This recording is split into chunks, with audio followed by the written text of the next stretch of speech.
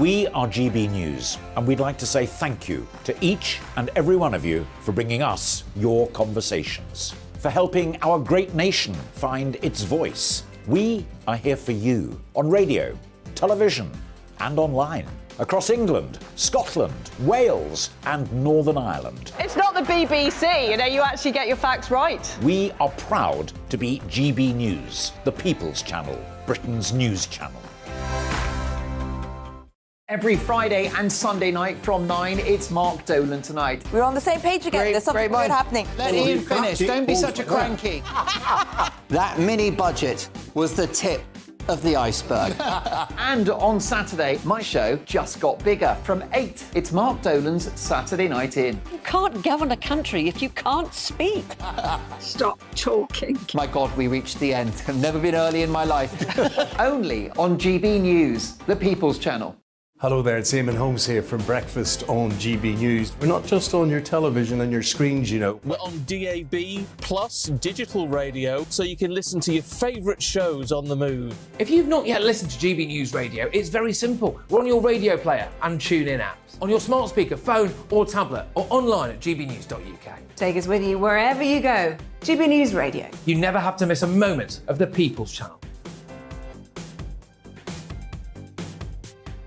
Monday to Thursday, 9 p.m. till 11 p.m. Join me, Dan Wootton. I'll bring you the sharpest takes and hottest debates. And it's about standards and public life. No, I'll tell you what's hypocrisy, Narendra. I guarantee you there'll be no spin. We believe in the UK. No bias, no censorship. It just doesn't make sense to me. He wasn't doing his job as Chancellor. And no reason to go to bed. So I guess they've always been quite woke. That's Dan Wootton Tonight on TV, radio and online. Monday to Thursday from 9 p.m. till 11 p.m. on GB News.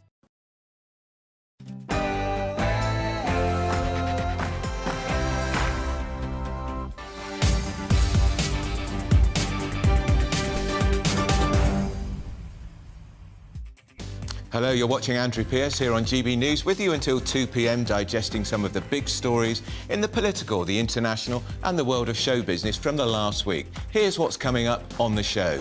It's a big day for England as they play their second group game against the United States. And Wales are still playing against Iran. They had their goalkeeper, Wayne Hennessy, sent off. We'll be heading to Cardiff and Doha for the latest reaction. And a little later on this show, I'll be joined by former football manager and famous player, even I know who he is, Harry Redknapp, to preview this evening's games. And with more strikes, this time with nurses across England, Wales and Northern Ireland who are walking out for 2 days before Christmas on the 15th and 20th December, I'm going to be speaking with an NHS nurse who won't be striking herself, but supports those who do. And we're going to be talking about the migrant crisis and what can be done to tackle the issue of illegal immigration and channel crossings. Digesting all of this with me for the next hour will be former Liberal Democrat MP Lembit Opik. He's a Welshman and he's addicted to the football. And you at home, of course, are such an important part of this show. What are your opinions on what we're discussing or any key events that happened this week? Email me at gbviews@gbnews.uk or tweet me at gbnews and I'll put your points of view to those I speak to and perhaps even get to speak to you live on air.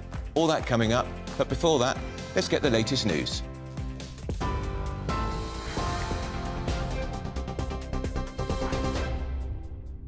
Thank you, Andrew. It's 1 minute past 12. I'm Rhiannon Jones in the GB newsroom. The Health Secretary is refusing to back down over nurses' pay demands ahead of their first national strike in over a century. Steve Barclay says he can't agree to what he describes as a massive 17.6% pay rise. Instead, he's open to discussing how working lives can be improved. The Royal College of Nursing accused the government of rejecting formal talks as an alternative to industrial action. As a result, staff in England, Wales and Northern Ireland will walk out for 2 days on the 15th and 20th of December. Shadow Women and Equality Secretary Annalise Dodds says the government must negotiate a better deal. Ultimately, it's going to be patients who are paying the price for this, as well as, of course, those nurses. So we need government to engage on this. Quite frankly, they're being grossly negligent at the moment. They need to sit down and sort this out. A 6-year-old child has died after a bacteria outbreak at a school in Surrey. A second child is being treated in hospital. The UK Health Security Agencies confirmed the 2 children caught the invasive strep A infection, which causes scarlet fever. Pupils and staff at Ashford Church of England Primary School have since been prescribed antibiotics. A man charged with the murders of a mother and her 2 children in Nottingham has been remanded in custody. Jamie Barrow has appeared at Nottingham Magistrates Court charged with murdering Fatoumata Hidara and her daughters, aged 3 and 1. They died from smoke inhalation during a fire at their flat in Clifton on Sunday. A woman with Down syndrome has lost a legal battle in the Court of Appeal. Heidi Crowther had challenged legislation which allows the abortion of babies with the condition up until birth. In England, Wales and Scotland, there's a 24-week limit for terminations, but that can be extended if there's substantial risk the child could be born with physical or mental abnormalities. Heidi says she feels her voice hasn't been heard. How do you feel today? I feel really upset. I feel like crying. Do you feel, you said judges should meet people like yourself. Yeah. Do you feel not listened to? Well, they did say that my opinion didn't matter. That's the cause of it. That's why we lost. Energy regulator Ofgem has proposed changes to protect customers and ensure suppliers are more resilient. They include the introduction of capital requirements so that companies have the funds to deal with market shocks. It's after soaring energy prices forced many smaller providers out of business. Ofgem also wants suppliers to help households by closely monitoring credit balances and identifying vulnerable customers.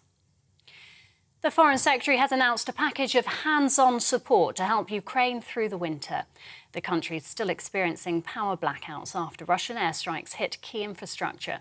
During his first official trip to Kyiv, James Cleverly pledged to send 35 more emergency vehicles, as well as a further £3 million to help rebuild the country.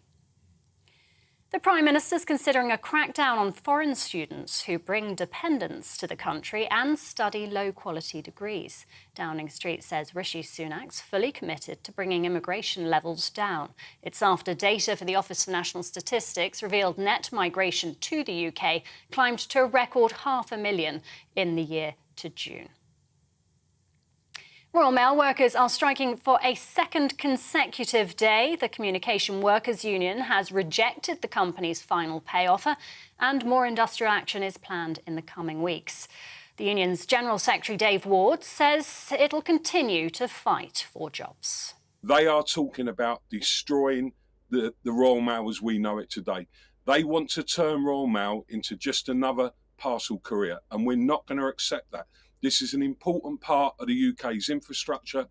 We believe the public will support this dispute. We're in this situation because of gross mismanagement of the CEO and the board of Royal Mail, and we need a government inquiry now to look into the actions of the board. And the union's rep in Northern Ireland, Denise Collins, says Royal Mail needs to recognise that postal workers are the foundation of the company. Obviously, postal workers don't want to be on industrial action and standing out in the freezing cold and losing pay and in the mouth of Christmas. So basically, you know, the company need to obviously sit down and come to an agreement that is going to be in favour of the members and in favour of the postal workers, who are the ones that are bringing the profits in for the company. And full-time in Qatar, Wales have lost their World Cup Group B tie against Iran 2-0 after conceding both goals late in stoppage time. Wales were reduced to 10 men when keeper Wayne Hennessy was sent off with just 5 minutes remaining. On television, the live pictures from Cardiff where fans are taking it all in. They were hoping Wales could boost their hopes of making it through to the last 16 and obviously not looking too happy there tonight. It's England's turn against the USA, also chasing 3 points to secure a place in the knockout stages. Good luck to England. This is GB News, who will bring you more as it happens. Now, though, back to Andrew Pearce.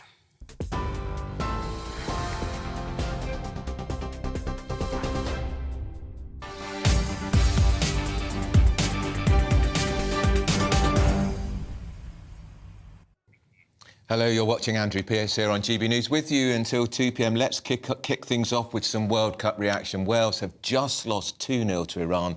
Both goals very late on in the game. And, of course, England are in action this evening in their second group game against the United States. Let's get some immediate reaction. Well, we'll cross over to Cardiff to speak to GB News reporter Ellie Costello. Ellie, they must be very unhappy there. Everybody, whenever they go home proud anyway. OK, well, let's hear from the captain, Gareth Bale. Ellie, There's some very sad, very disappointed Red Dragons behind me. They cannot believe what's just happened. An absolute shock result. They came in here full of hope, full of excitement, and then the unthinkable happened. 0-0 up until the 98th minute, and then a shot goal from Iran. Everybody in this room had their head in their hands, and then 2 minutes later, a second goal for Iran, and it's like the Welsh fans didn't know what to think, and you can see it on the faces of the players as well, just how disappointed they are. We're going to talk to some of the fans here now. I'll come in the middle of you both. How are you feeling now? I'm absolutely gutted. I'm a proud Welsh fan, and we played awful today. What do you think happened there? Do you think Wales played well? No, they were awful. It's embarrassing. What let you down? Defence, bringing Joe Allen on, he should never be brought on. He's too old to play. And you came in here full of hope, didn't you? You really thought you were going to smash this game. I went to bed early last night. I thought we were going to win. I jumped on the train. It was absolutely embarrassing. And how are you feeling, sir? Well, you know, we lost 2-0, but win, lose or draw, we've made it to the World Cup. And that's all that I care about. We're in June and we had a great day against Ukraine. We won 1-0 and we lost 2-0 today, but who cares? We're out enjoying ourselves. We've made it to the World Cup. That's an achievement in itself. Because this is history for you, isn't it? The first time Wales have been to the World Cup for 64 years. So for you, it's about the history. Of course there is, of course there is. 64 years in the making, you know. But we've lost 2-0. We're going to go and enjoy ourselves with England now on Tuesday night. We'll all enjoy ourselves here. Whatever the result, we've made it to the World Cup. That's all that matters. And how are you feeling about England and Wales next week? Are you feeling a bit more positive about that? Well, at the end of the day, little old Wales, they ain't supposed to be in the World Cup. So we are going to enjoy the occasion. You know, because this is 58 we were last year, so we're going to enjoy it whatever. But hopefully we will shut them up, because we know that they're not going to shut up about Iran beating Wales 2-0, because we beat them 6-2. But for you, it's just great to see your national country playing on the world stage, right? Watching little old Wales, my country, playing on an international scale like this, it's incredible to start with. Brilliant. Thank you so much for your time. Thanks for talking to me. So yes, very disappointed fans, Andrew, but also, as you hear, their fantastic attitude. So happy to see their national team on the world stage for the first time in 64 years. Whatever way you look at it, this has been history-making. Gareth Bale is now the most capped player in Wales. They were hoping for a win. It didn't happen, but 2-0 to Iran, a country in great turmoil right now. Some would say so well deserved. And let's hope England fare a little bit later, a little bit better, a little bit later on. Their faces constantly, fouling behind the back of the referee. In Cardiff, that's the right attitude. Those fans, at least Wales got to the World Cup final for the first time since 1958. But that was a pretty disappointing defeat. Let's go to speak to GB News reporter Paul Hawkins, who's in Qatar for us. Paul. Yeah, hi Andrew. Just quickly, the implications of that Welsh defeat mean Wales have to beat England on Tuesday and hope England and the USA draw this evening. Let's find out how England fans are feeling about the game tonight. Sorry, what's your name? You just come up and spoke. My name's Cameron. Cameron, and I won't ask who you're supporting. England. How are you feeling about the game tonight? I'm feeling excited. Hopefully we play very attacking football and we bring it home. Yeah, but yeah. Surely the USA are going to pose more of a challenge than Iran did, right?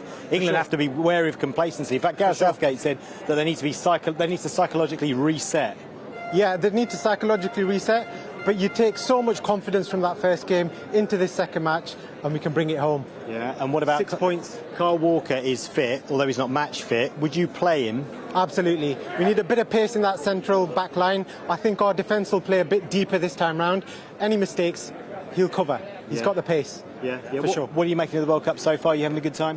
Yeah, very good time. Very good time. It's our first match here. We're watching it at home, but we're very excited. Yeah. And you just here for this one? Just for this one. We'll be flying in and out. So I'll be back for the round of 16, back for the quarter, back for the semi. And if we make it to the final, who knows? Yeah, and when you say flying in and out, you're talking about Dubai, not From London, Dubai, right? From Dubai. Yeah, from great. Dubai. Excellent. Well, thanks very much for Thank speaking you so to us. much. Cheers. Thank you. Enjoy the game this Thank you evening. so much. Thank you. Yeah, so England taking on the USA. 10 o'clock this evening. It will be much, much cooler. And given the USA side, the Americans, one of the youngest sides in this tournament, they gave the Welsh a really good game. They played really well against the Welsh. Expect England to be tested more and expect a more entertaining, open game when the two sides meet this evening. But yeah, for the Welsh, really difficult to take in that defeat, not only losing 2-0, but also Wayne Hennessy getting sent off, which means he misses the next match.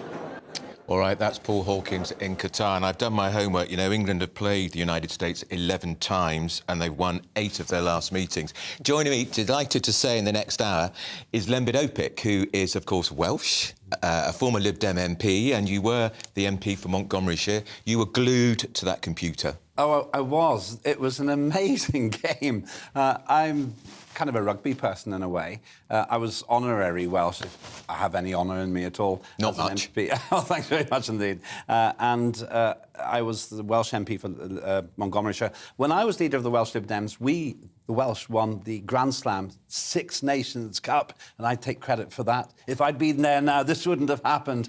I have to say that the game was so exciting because Wales was playing under par, it has to be said. Iran hit the opposite post in a 20-second period.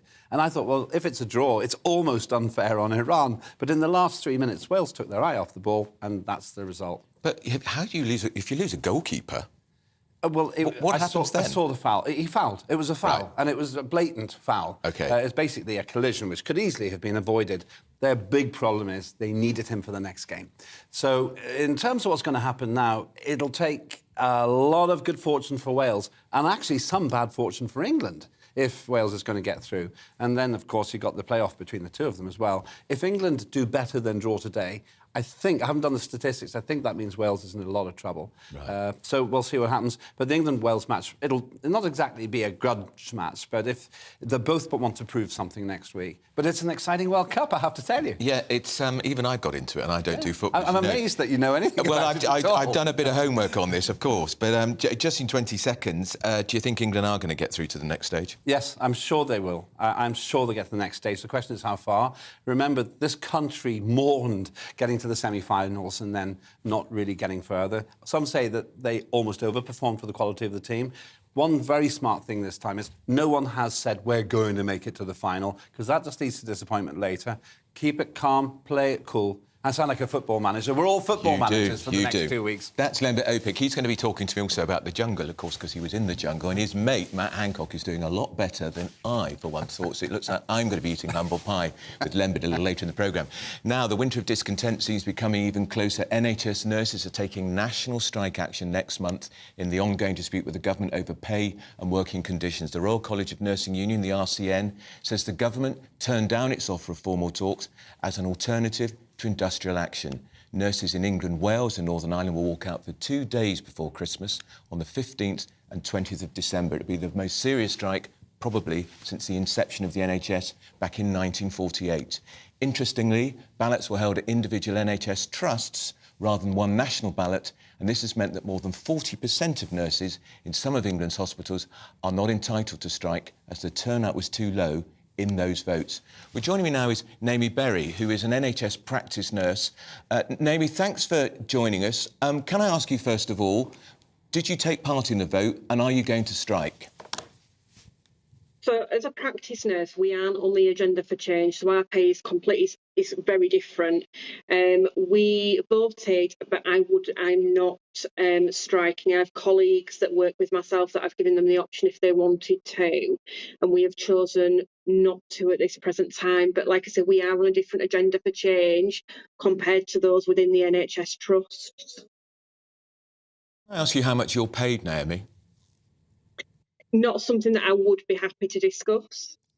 But can I ask you this then? Do you think you're paid enough? As a practice nurse, we're never paid enough. We are very clinical. We have different sets of skills as well. And I know there's lots of practice nurses that aren't on the agenda for change and don't get the same types of wages as other practice nurses.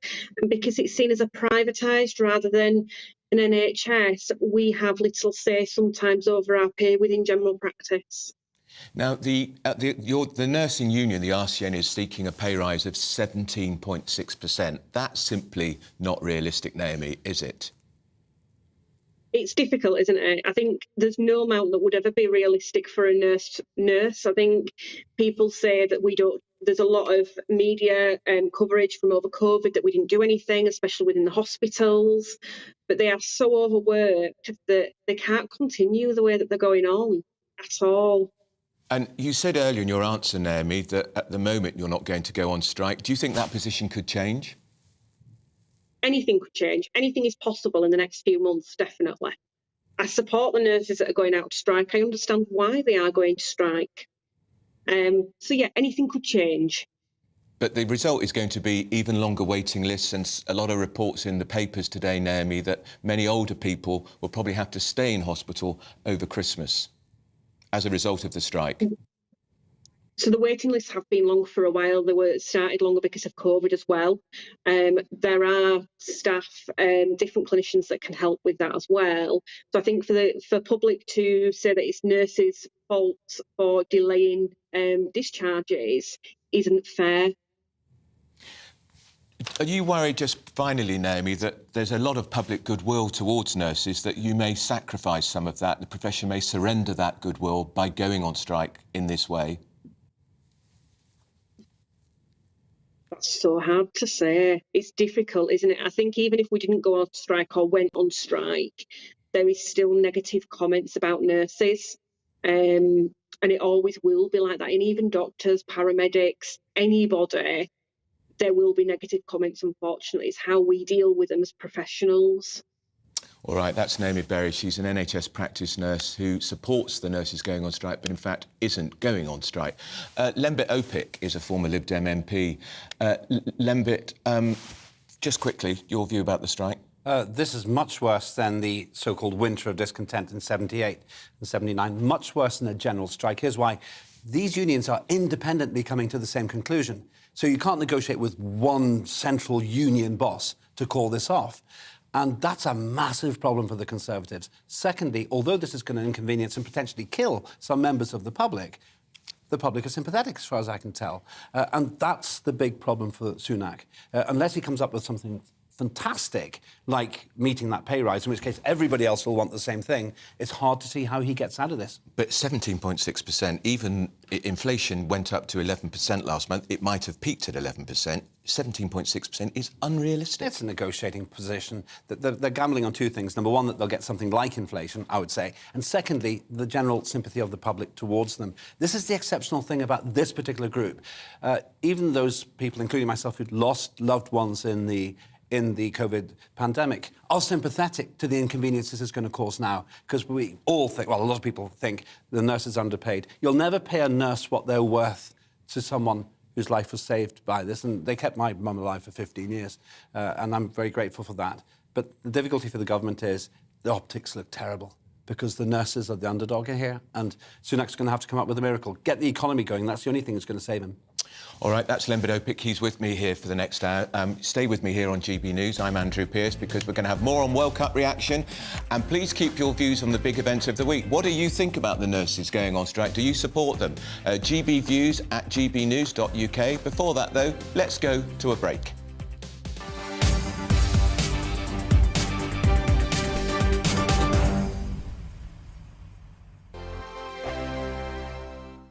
We are GB News, and we'd like to say thank you to each and every one of you for bringing us your conversations, for helping our great nation find its voice. We are here for you on radio, television, and online, across England, Scotland, Wales, and Northern Ireland. It's not the BBC, you actually get your facts right. We are proud to be GB News, the People's Channel, Britain's news channel.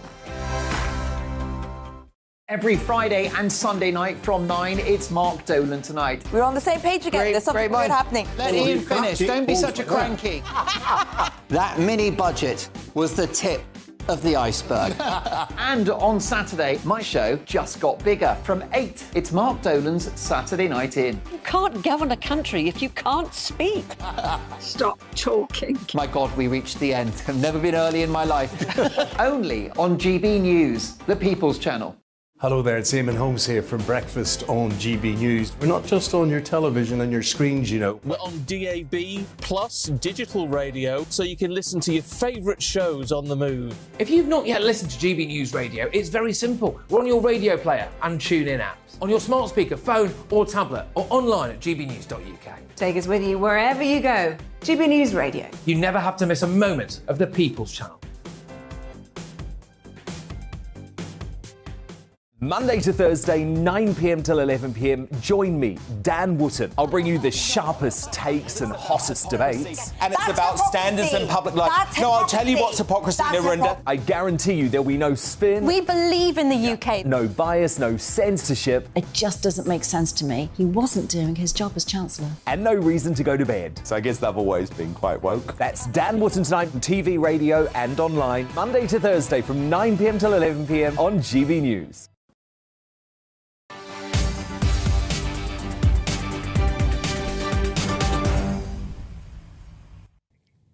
Welcome back. You're watching Andrew Pearce here on GB News, with you until 2 p.m. Let's get some more reaction to Wales losing that game to Iran with 2 last-gasp goals in the dying moments of the game after the Welsh goalie was sent off.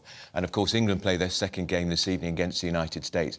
I'm delighted to say I'm going to talk to the former footballer and former manager, Harry Redknapp. Harry, great to have you on my show. How are you? I'm good, thank you. Now, what about that Welsh match? Did they deserve to lose, Harry? Was justice done? Yes. Yeah, I must be truthful. I wanted Wales to win desperately. I was really cheering Wales on, but Iran were much the better team throughout the game. It wasn't just the 2 goals and the sending off. They'd hit the woodwork on a couple of occasions and really looked a very good team today, Iran. I mean, it just makes England's result look even better when we battered them the other day, you know, but... Yeah, in fairness, Wales didn't play well today. They were thoroughly well beaten, and Iran deserved the win. At least they can say they got there, Harry. I'm no great football expert, but it's quite an achievement to get to the World Cup. They haven't been there since 1958. No, what they've got to do now, they're going to have to beat England in the last game to have any chance of qualifying. So, listen, you know, it's a big task for Wales to do, but we've seen so many results in this competition already. It's shocks and underdogs winning games that you just never know. So we'll see how we go. You know, England hopefully can secure their spot at top of the group tonight by beating the USA. And then the Wales game will be sort of almost a dead rubber for England, and Gareth can play lots of the squad players.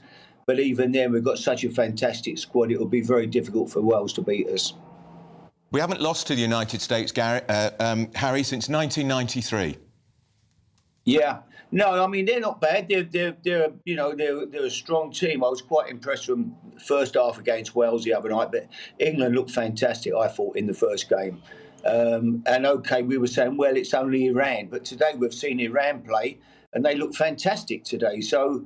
It was a great result, and you look at the strength in depth we've got some amazing players. I mean, you know, the other night he brings on Foden, he brings on Grealish, he brings on Rashford and Wilson. I mean, they're players that would get in almost any team, you know, in the world. So we really have got a great squad. Can I ask you, Harry, what you think about the controversy about the fact the World Cup's being held in Qatar in the first place? Not exactly a country that's very pro-women's rights, and of course you can't be gay if you're in Qatar. No, listen, they knew that when they gave them the tournament, that it should have been sorted out there and then. I mean, how they ever let it go to Qatar in the first place, I don't know, really. The problem we've got, you know, I think is there 8 African countries with the same laws as well? I think we've lost Harry Redknapp, which is a great shame because he's a former king of the jungle. And, of course, talking about the jungle, Lembit, you and I talked about Matt Hancock, the former health secretary, going in the jungle. You thought it was a good idea, and I said, it's nuts, he'll be voted off straight away. He's still in there. Well, 4 words I wanted to share with you today. I told you so. You did. And I'll tell you why. You've met him. Yeah. I know him well. Yeah, he's a nice bloke. Yeah, I agree. And that's what you get in the jungle. You don't get your early day motion record or how many parliamentary questions you put in, or even if you've screwed up your job in Parliament. You get somebody there who is an honest guy. Right, we're going back to Harry Redknapp. We've got you back. Harry, great to have you back. Now, I'm just talking to Lembit Opik here, who was in the jungle. He wasn't very successful in the jungle, dare you. I'm afraid. Unlike you, Harry, you're a former king of the jungle. What are you making of I'm a Celebrity this year? Hancock has done himself a lot. I mean, he couldn't have been any worse off, could he? Really, he went in there with his reputation was so low. I think he's only improved it a bit. You know, that's for sure. He's done okay, but so yeah, it's been fun. It's been interesting. Boy George, I had a feeling he was ready to come out. He was ready to explode. But Jill Scott, Mike Tyndall, I think has been. You know, he could win it quite easily, so it's interesting. But certainly Matt Hancock has probably done his reputation a bit of good by going in there in the first place. I would think it's because he was at an all-time low before he went in. Does it make you nostalgic, Harry? Would you like to be back in the jungle? Not really, no. I enjoyed it. Believe you me, it was an experience. I'd never seen the show before I did it, and I did enjoy it. You know, it was once I got into it, I met lots of nice people. But no, I've had my time. I'm looking forward to watching England play tonight. Beat the USA, go on and win the World Cup. It's going to be a great time to be in England. Right, I was just going to ask you for 2 predictions. Who's going to win the World Cup? Is it going to be England? I've got money on them, believe it or not. Yeah. And who's going to win in the jungle? I wouldn't swap us for anybody. I wouldn't swap this England squad with any other team. I really wouldn't. I've seen Argentina, we've seen Holland, we've seen Germany, we've seen Brazil are going to... We've lost him again. Well, we've got the prediction. He thinks England's going to win. Lembit Opik, before we go to the headlines, what do you think? Come on. I've been very careful not to predict that Matt Hancock will win the jungle. I'm not going to jinx England in the same way. But Harry's right. We've got a team which isn't being oversold, but it's doing everything it should have done so far. If they get 2-0 or better tonight, then I'm sure they'll get to the semi-final at least. And the jungle? Have you voted? You know, I actually voted for Matt to do some of the Bush Tucker trials, which helped him. Yeah, well, I did it too, maybe for the same reason. I want him to suffer, because I want him... Because when you go through purgatory, it has to be tough, and that's why he's in there. So I think he's done really well. He's got more stars than anybody else in the show this time. And for the first time, the politician is the #1 story. Even Boy George couldn't compete with that. So... When I was in here at the beginning, you were very sceptical. I was. But he's just played himself. And the editors have portrayed that honestly. He hasn't been arrogant. He's accepted the blame for what he did wrong. And best of all, he's been a team player. Even Boy George had to admit that. What does the Conservative Party do with him when he comes out? Because he's had the whip removed, so effectively, while he's still in the Conservative Party, he doesn't operate as a Tory MP in the Commons. And if he doesn't get the whip back, he can't stand as a Tory MP at the next general election. Do they give him the whip back or not? Well, if past experience is anything to go by, they'll not just give him the whip back, like with Nadine Dorries, but they'll give him another cabinet position as well. No, the precedent's been set. He's not coming back in the cabinet. I very much doubt it. The big question I want to ask him when he comes out is, do you really want to change career? And has he got the effervescence to be a celebrity? I don't know. I'll have that chat with him. He's certainly going to serve till the end of his term. And the rest of it is down to his constituents. All right, you listen, that's Lembit Opik. He's with me here until 1 o'clock. I'm with you, Andrew Pearce, here until 2 o'clock. We're catching up on all the latest on the migrant crisis and how we tackle it. But first, it's time for the latest news update.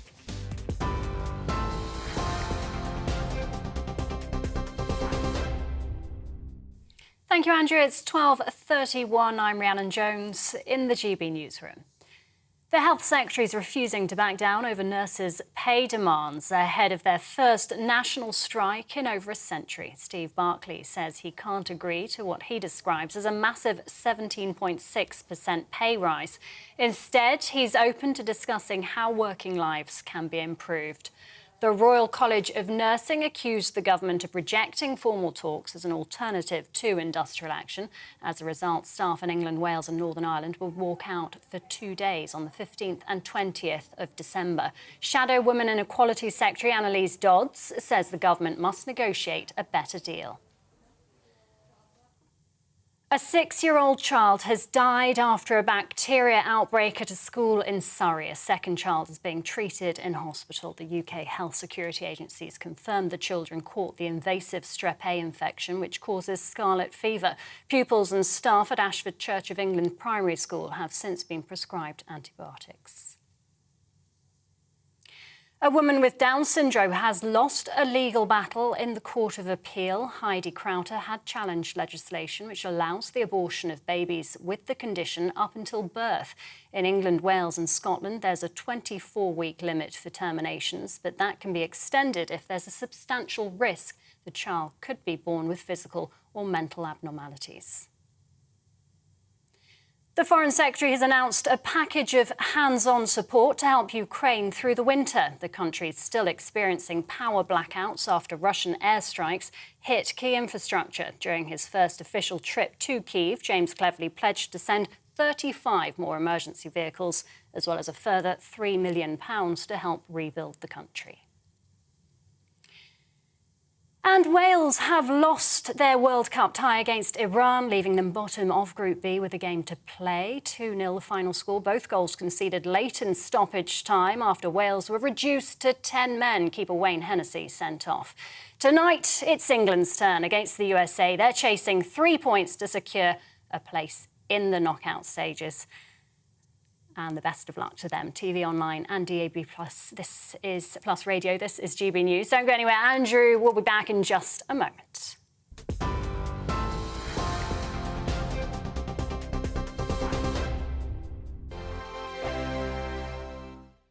Monday to Thursday nights on GB News. At 6, it's Dubes & Co. 7 o'clock, Farage. At 8, join Mark Stein. And at 9, Dan Wootton Tonight, followed by Headliners. On TV, radio and online. This is GB News. We are GB News, the People's Channel. Why not take us home with you by visiting the GB News shop at gbnews.store. You'll find all the official merchandise, a really good present actually for yourself, your friends or your family. We ship across the UK mainland at no extra cost. GB News, the People's Channel. Hello, I'm Esther McVeigh. And I'm Philip Davis. Whether you're watching or listening on TV, online or on radio, we handpick the latest stories, debates and expert opinions for your weekend. So whether that's politics, news or showbiz, we've got it covered. Join us every Saturday morning at 10 o'clock on GB News. Monday to Thursday on GB News, it's Bev Turner Today from 10 a.m. We're going to be here for you, our GB News family, to keep you up to date, but also make you smile. The guy went from puberty to adultery. And I can't wait to bring a few of my own opinions. I have no time for cultural totalitarianism. We'll engage in passionate, but always polite debate, with your thoughts and opinions at the centre of it all. Monday to Thursday, 10 till 12, on TV, on radio and online. Hi there, it's Stephen and Anne. At breakfast from 6 a.m, you'll always be caught up with everything you need to know, the latest headlines, opinions and debates. We'll bring you the good news and the bad, but most of all, we're here for you. Remember, send in your views and let us know what you would like us to talk about. That's because we're your news channel. And every morning at 6 a.m, it's breakfast on GB News.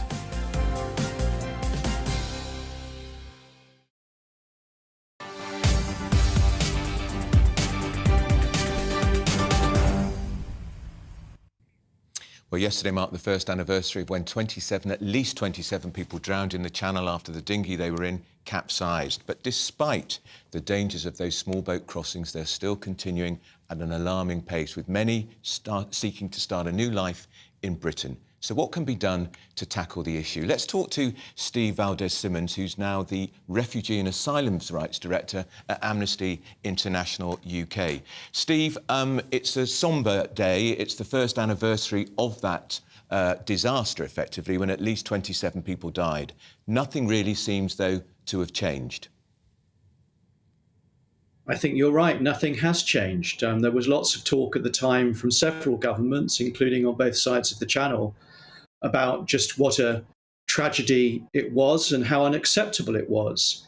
But the policies of everybody involved have essentially only ratcheted up in exactly the same direction, leaving the people who are affected by all of this in the same miserable circumstances, with the same lack of choices, and making the same desperate journeys, all exploited, as we all know, by criminal gangs who are thriving off human misery. The Home Secretary, Suella Braverman, she used deliberately emotive language to describe what's been happening across the Channel. She's talked about an invasion. Well, yes, she has. Politicians have done that in the past. None of it helps at all to calm any attitudes around this. None of it helps focus on what's really at stake. There are people in desperate need who clearly are not safe in northern France. Many of them have clear connections in this country, and several of them have thoroughly good asylum claims to make. Now, unless we and the French will get together and take our share of responsibilities, unfortunately, this whole mess will continue to be controlled by criminal gangs, and tragedies like this are bound to be repeated. Steve, let me challenge you on what you just said there about some of these people not being safe in northern France. At least 40,000 people have crossed the Channel this year. We've got about 40,000 people in hotels. Why were those people in such peril in France? It's a safe country. It's part of the European Union. What danger were they possibly in? Well, you can go to northern France and you can see the absolute squalor, homelessness and violence, including from the French police, including funded by this country, frankly, which is what people receive. Many people cannot get safely into an asylum system in northern France, and many people have good reason to want to be safe with their families and other friends and connections in this country. So you're accusing the French police... Hang on, you're accusing the French police of brutality? Sorry? You're accusing the French police of brutality? I am doing that, yes, it's well documented. I'm sorry to say that the treatment of the people that we are discussing has been appalling by all governments concerned. And so people are left with little choice but to make these particular journeys. I recognise that France, for a very long time, continues to receive many, many more people safely into its asylum system than does this country. But I'm sorry to say there are a proportion of people in northern France who make these journeys who have no safety in France, and many of them have good reason and entitlement, by the way, to seek asylum in this country. You talk about France having more people in this asylum system. France is 2.5 times the size of England, Steve. So it's got more room. France is... We've got an overcrowded housing. We're an overcrowded. Hang on, Steve. We're overcrowded. The housing system is in crisis. The NHS is in crisis. We simply cannot accommodate 40, 50,000 people coming illegally across the Channel every year. People are not coming illegally if they are coming to make good asylum claims. They're entitled to cross borders, including without permission. And if what you say was genuinely at the heart of our policy, it beggars belief that we would be seeking to expel people who've made legitimate claims in our country to a country far, far smaller and poorer, for that matter, with a very large refugee population like Rwanda. I'm sorry, the truth of the matter is that rich countries, including France, by the way, do not share their responsibilities with the rest of the world as they should, and that includes ours. And unless and until we do, I'm sorry to see, smugglers will continue to make huge profits and people will continue to make very dangerous journeys. That's Steve Valdez-Simmons, who's the Refugee and Asylums Rights Director at Amnesty International. Joining me throughout this hour, of course, is the former Liberal Democrat MP Lembit Opik. Meanwhile, Britain has now been given the go-ahead to launch satellites into space so they can actually try to track migrant smugglers. Spaceport in Cornwall has been granted a licence after it met all of the safety, security and environmental requirements. It's called the Amber-1 satellite. It's been built by British start-up Horizon Technologies. Joining me in the studio now is John Beckner, who's Chief Executive of Horizon Technologies. John, good afternoon to you. You're very welcome. Good afternoon, Andrew. Thank you. How does it work? How does it work? Well, what we did is, this is a rags to riches story. We built the original concept in a garage in Reading. My startup is located in Reading. It was built in a garage. We sell this technology to actually geolocate satellite phones. So really the refugees, the smugglers give refugees a satellite phone and off you go. Okay, so we sell today a black box for aircraft to look for these phones. Now, what we've done together with the Satellite Applications Catapult in Harwell is we're putting it on CubeSats, the same technology. And a CubeSat is only this big, and we are part of that first launch with Virgin Orbit in Cornwall. So what is a CubeSat? A CubeSat is a miniature satellite. The technology has been exploding. So it stays in orbit, say, 4 to 5 years and burns up. You launch more, new technology. These bigger satellites, they're obsolete before they launch. And how high up are we talking? 400 or 500 kilometers. So it goes up with the Virgin Orbit launcher, and we need a constellation of approximately 24 satellites, okay?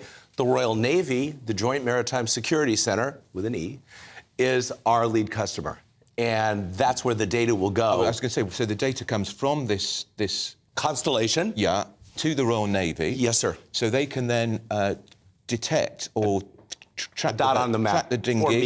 4 meters. Can it actually track people before they get in the boat? They have a satellite phone. But it's their GPS location I'm looking at. How is this going to stop them crossing the channel? You know, is it really going to stop them crossing the channel? Maybe not. But what it will do is allow governments to monitor this. So I'm talking about the French government or in the Mediterranean when they come across from northern Africa. So the first step is to monitor these people. If you can't monitor them, you're really behind the curve. How expensive is it? The satellite or the data? Both. I mean, what? The satellite, well, the first satellite is part of a public-private partnership with the Catapult. So it's an innovative approach where the UK government supplies me the satellite, the CubeSat, okay? I supply the payload with the sensors, okay? So if I was going to do that myself, which we will, 23 more, it's approximately £1 million. Okay? It's not tremendously expensive for aerospace. Well, we're giving the French government about 80 million a year, and it's there you go. There you go. Money down the drain. There you go. And the data is, I'm not going to really talk about it right now, but the data is not free, but it is a data service. So I'm not selling satellites, I'm selling data. Are there issues, though, about data protection here? Absolutely. Absolutely. I'm not... I mean, are people going to cry, human rights, my data being breached? Well, all we're locating is a GPS signal. So our GSM phones today, our phones today give off a GSM signal, okay? There is tracking through the London Underground of phones. Tracking of phones, it has no personal data, is completely within GDPR. And where physically would we see these devices? Would it be above the French beach, the French coast, or in the middle of the channel? It'll be, they circle the globe. So basically, with just 6 satellites, you can get 1 hour of latency, data to Portsmouth within an hour. With 24, so that's 4 satellites in 6 orbital planes, okay? Less than half an hour, so it's almost real time.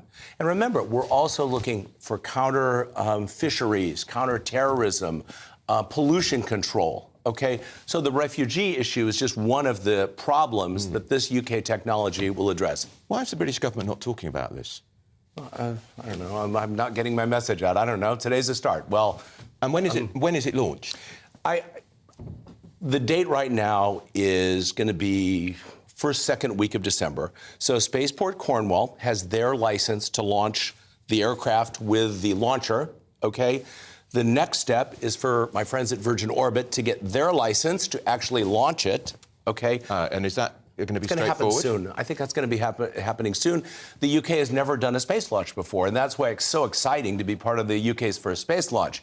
So CAA has never done this before, but it'll happen soon. It will happen soon. Can you feel you itching to get into this conversation? I love this. I'm the chair of Parliament of the world's first space nation, John. I'd like to talk about that after the show. Let's do. On the science, I love it. Obviously, the UK has launched things before, but we went down to Australia to do it, to a place called Woomera. So really love the science. Then there's the political question, and then there's the moral one. The moral one is, can we all be tracked? Actually, you know and I know it could be used to track everything everywhere if somebody wanted to abuse it like that. Then it's a political question. You're providing the data. Will it solve the problem, Andrew? Not necessarily, because the government still can sit there and say, oh, look at all those people coming across. What's for tea? And the Royal Navy, who's involved in this, are frankly acting as an escort service for these refugees. I'd rather they turn them back, but they don't. They bring them over. That's a political issue. That's not your issue. I'm not going to get into that one exactly. What I am going to do is provide the tools to monitor these flows of refugees and migrants. That's what I will do. And as a scientist, how exciting are you by that? Can I watch the launch? Yeah, please. Let's talk about it afterwards. And in terms of the science of this, it's brilliant. What John's talking about is putting us on the space map in the UK at last. Somewhere we should have been 30 years ago was something called Hotel. It's a big bugbear for people like me who love the space. And then the other part of it is, can we lead? Maybe we can. It's a very thick field of interested people. But if John gets this right, he's got two things. He's got great science at a very good price. And that could actually be very significant for the UK. And going forward, where do you see this going? Once we've gone beyond refugees and other data tracking, what else can it do, do you think? Where it's the sky, it's cliches, this sky's the limit. It is. This data is useful to any country, whether it be, as I always say, the Coast Guard in the Bahamas up to the NRO in the United States. It's maritime domain awareness data, OK? People need to protect their EEZs for a variety of reasons. EEZs? So, economic zone, they're each country's maritime border, OK? So the market is, well, huge. It's an overused word, but it's a very large market. There is a customer. Any country with a coastline is going to be wanting some form of this data. Because today, remember, there's AIS. It's a transponder where the ship tells where it is. What happens when people turn that off, which happens all the time? A Russian ship, an Iranian ship, smugglers, Chinese. What we do is look for signals that are just on the ship. We also detect their radars. Ships don't turn off their radars, OK? Right. It's UK technology. It's cutting edge. I'm really excited. But it could also have been useful to Cuba. In around 1961, they said, oh, the Americans are coming too. Is it a one-sided thing, or can everyone spy on everybody else, John? I'm just going to say, look, China and Russia are doing their own thing. We just need to be part of this, OK? And what I'm really grateful for is the UK government, post-Brexit, putting money into small startups. We are a seven-man company in Reading, and we could not have done this without Innovate UK funding and the catapults. So I'm a huge fan of the UK government as an American to invest in this country. How nice to hear a positive, somebody talking positively about life post-Brexit as one who voted for Brexit. Yeah, and this is what Brexit should be about. Yeah. We're in Brexit now. Let's stop moaning about the past. Yeah. And if we can get groups like John to make us a space centre of excellence, I'll be at the front of that employment queue. All right, well, that's John Beckner, who's with that very exciting news. He's the Chief Executive of Horizon Technologies. Thanks for joining me. The research, now new research suggests that 1 in 3 Britons avoid the news to try to prevent increased worry and anxiety. Please don't do that to us, because that's what we do here on GB News. The survey by Calm's Herbal Remedies demonstrates the negative impact that the last 12 months of political drama, last 6 years of political drama and economic uncertainty has had on people. 1 in 5 surveyed said their mental health and well-being have significantly worsened during this time. And apparently a third of us avoid discussions with friends and family about current affairs to protect ourselves. Joining me now is Charlotte Armitage. She's a registered psychologist and she's a psychotherapist, and she specialises in the film and TV industry. So what's been bad for us? Well, what hasn't in these last few years? It's been quite. We know it's been a really difficult time, don't we? And I think what's difficult in this day and age is that we have access to the news 24/7, whether we want it or not. So it's pinging on our phones. We have notifications. So we don't have control over when we access the news or when we engage with the news anymore. And I think that's really the crux of the issue here, is that our phones are kind of getting in the way of us making choices over how much news we consume. I guess to turn it round, of course, if there's positive news, does that make us feel more positive? Well, I think common sense would say that, yes, anything bad is going to make us feel bad, especially if it has a direct impact on us. But anything good will make us feel good. I think we all get joy from seeing positive things, but the news typically relates to us and relays information about the negative things that are going on in the world, doesn't it? Yeah. What about the jungle? Now, I've got someone here in the studio with me, Lembit Opik, who was in the jungle. Not terribly successfully, although you might say otherwise. But what about Matt Hancock in the jungle? Now, I would have thought, Charlotte, that would have been a hugely negative thing. But actually, for him, it's been very positive, and people are watching it in greater numbers than ever. Well, people will be watching that, wanting him to fail, won't they? But there'll also be intrigue over who he is as an individual behind that politician persona. He's gone in there, he's become, I suppose, someone that people like to watch. And I think behind every public celebrity political persona is actually a real human being. And as humans, I mean, we are all different in many ways, but we're all very similar in many ways too. So that will make him relatable. Right. What about the World Cup? Oh, to be honest, football's out of my remit. I don't know enough about football, but obviously it brings us all together, doesn't it? Does football? So if there's been a lot of press around the World Cup for many different reasons at the moment. So I think it's highlighting inequalities, isn't it? But I think football in general is something that, as a nation, even whether you're sort of into football or not, it does pull people together. Yeah, look, I don't know. I barely know how many players are in a football team. I think told it's 11, but even I get really caught up in all of this, and I think it's fantastic that England have started off so well, and I'll be rooting them against the United States tonight. So that's a positive, isn't it? Absolutely, and I, to be honest, I'm the same as you. I mean, I will get involved in it, and it does bring communities together. So I think, yes, when the news is positive, of course, it's going to make us feel good. I think it's about having control over how you engage with the news. I mean, the research that has been conducted by CALMS, it was for Calmfulness Week, which was this week, and the point of this week was to encourage people to take some time out, take some time to do something that makes them feel good. And the reason that this week, I suppose, has come about is because we found that people were becoming quite overwhelmed by the negativity that they were hearing, overwhelmed by the news. But like I said earlier, this does come back to almost a lack of control or us not setting boundaries around how much we engage with the news. So if we are finding that it's distressing us, we need to just switch off our mobile phones or take off notifications on our phones. I mean, we know that our phones are really infiltrating our lives these days to a point which is unhealthy. All right. That's Charlotte Armitage telling us about why sometimes the news can depress us. Now, your views on the nursing strike are pouring in. Jen says, I'm a retired nurse from NHS Accident and Emergency. I wouldn't have even considered striking or withholding my services to patients. We were not on great salaries, but it was my choice to take up nursing. I think the nursing situation deteriorated when they did away with nursing schools, which were based in hospitals. Back then, nurses got great training and accommodation and a good balance of work and study experience. Sadly, these days, nurses have to fund their own university courses, which is expensive, and in my opinion, they need more hands-on training. Why do they need a degree in the first place? That's my view.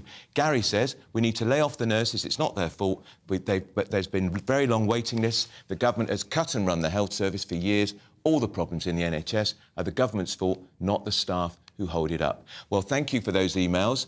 Do keep them coming in at gbviews@gbnews.uk. You're with Andrew Pearce. Stay with us. There's plenty more to come in the next hour. And don't forget to get in touch with your views. Do you want to appear on my show? gbviews@gbnews.uk. Before that, we're going to go to the weather. And let's hope there's some more positive news from the weather to cheer us all up. Of course, I'm Andrew Pearce. Hello, I'm Aidan McGivern from the Met Office. Still some showers around today, but for the vast majority, it is a fine day. A break in between rain spells and with plenty of sunshine as well. Low pressure is still with us. We've still got this westerly breeze, but weather fronts have moved out of the way, and through the rest of Friday, this bump in isobars, that means a ridge of high pressure, will come along from the west. Ahead of that, a few showers for northern and northwest Scotland, parts of Northern Ireland, Wales and the southwest. Those showers fewer and further between by the end of the afternoon. A better chance of some sunshine in between the showers. And for much of central and eastern UK, it's dry through the day with blue skies. 13 Celsius in the south, 11 in the north. Still a fairly brisk breeze, but not as windy as it has been at times through the week. Into the evening, with clear spells and winds falling light for a time, temperatures will drop away, especially across central and eastern parts of the country. But further west, the cloud builds during the early hours, the wind picks up. So it's a mild start in the west, 12, 13 Celsius first thing for some exposed western coasts. In the east, meanwhile, 3 or 4 degrees, with a bright start here, despite that chill. Into the late morning, it looks like spells of rain will push through Northern Ireland into Scotland, parts of Wales and the far southwest. The rain becoming heavier and more persistent through the afternoon, accompanied by a strong wind, gales around exposed coasts. But it's a mild direction, 13 Celsius or 14 in the west.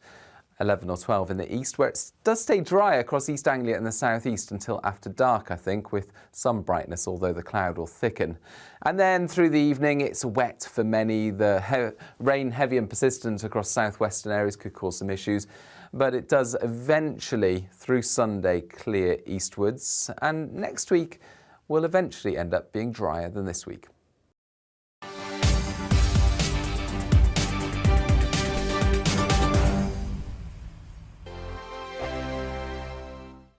Every morning from 6 o'clock, we'll wake you up with GB News Breakfast with all the stories you didn't know from the night before. So whether it's serious news, entertainment, or your own views from all over our great nation, we're here to kick off your day with a smile. And the national media should be reflecting and reporting what's happening here. You will notice the northwestern accents. Whether you're with us on TV, radio, or online, every morning it's breakfast from 6 a.m. Hope you can join us.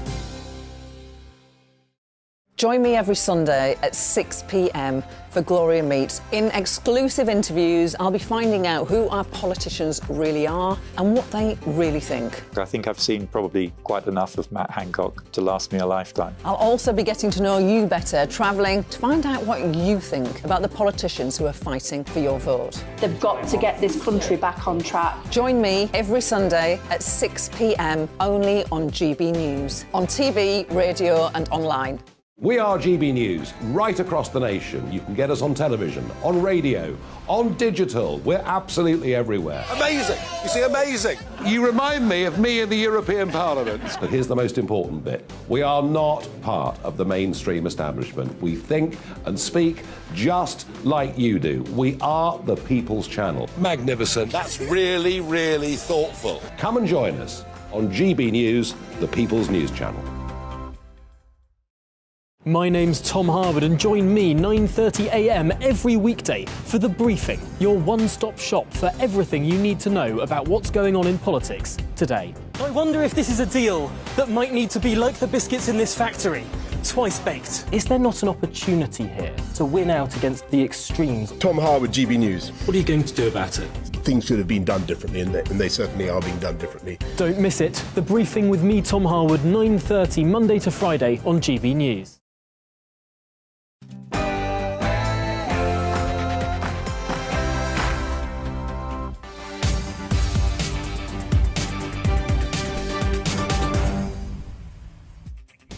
Hello, you're watching Andrew Pearce here on GB News with you until 2 o'clock, digesting some of the big stories in the political international, and let's not forget the showbiz world from the last week. Here's what's coming up on the show. Yes, more strikes, this time with nurses across England, Wales and Northern Ireland. They're walking out for 2 days before Christmas on the 15th and 20th of December. We'll be discussing whether they should be taking this action and whether they should be ever allowed to take the action in the first place. And it's a big day for England as they play their second group match against the United States, hoping to secure a place into the last 16. Wales, though, sorry to tell you, they had a bad day, conceding 2 late goals against Iran. We'll be looking ahead to the Three Lions game with England star Bukayo Saka's former teacher and England players taking the knee. Do you support this? I certainly don't. We'll be discussing this later on in the show with political commentator and journalist Danny Armstrong. Digesting all of this with me for the next hour will be former editor of Labour List, Peter Edwards. And you at home, of course, such an important part of this show. Do email me at gbviews@gbnews.uk or tweet me at gbnews, and I'll put your points of view to those I speak to and maybe even get to speak to you live on air. All of that coming up, but before that, let's get the latest news.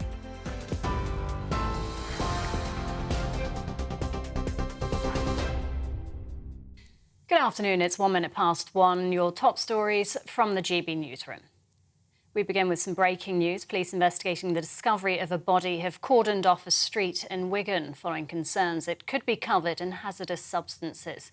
They say the scene is contained and it's believed there's no risk to the surrounding area. Anyone who's had direct contact with the body is being urged to speak to police or seek medical advice immediately. We'll have more on this story as it develops. The Health Secretary is refusing to back down over nurses' pay demands ahead of their first national strike in over a century. Staff in England, Wales and Northern Ireland will walk out for 2 days on the 15th and 20th of December.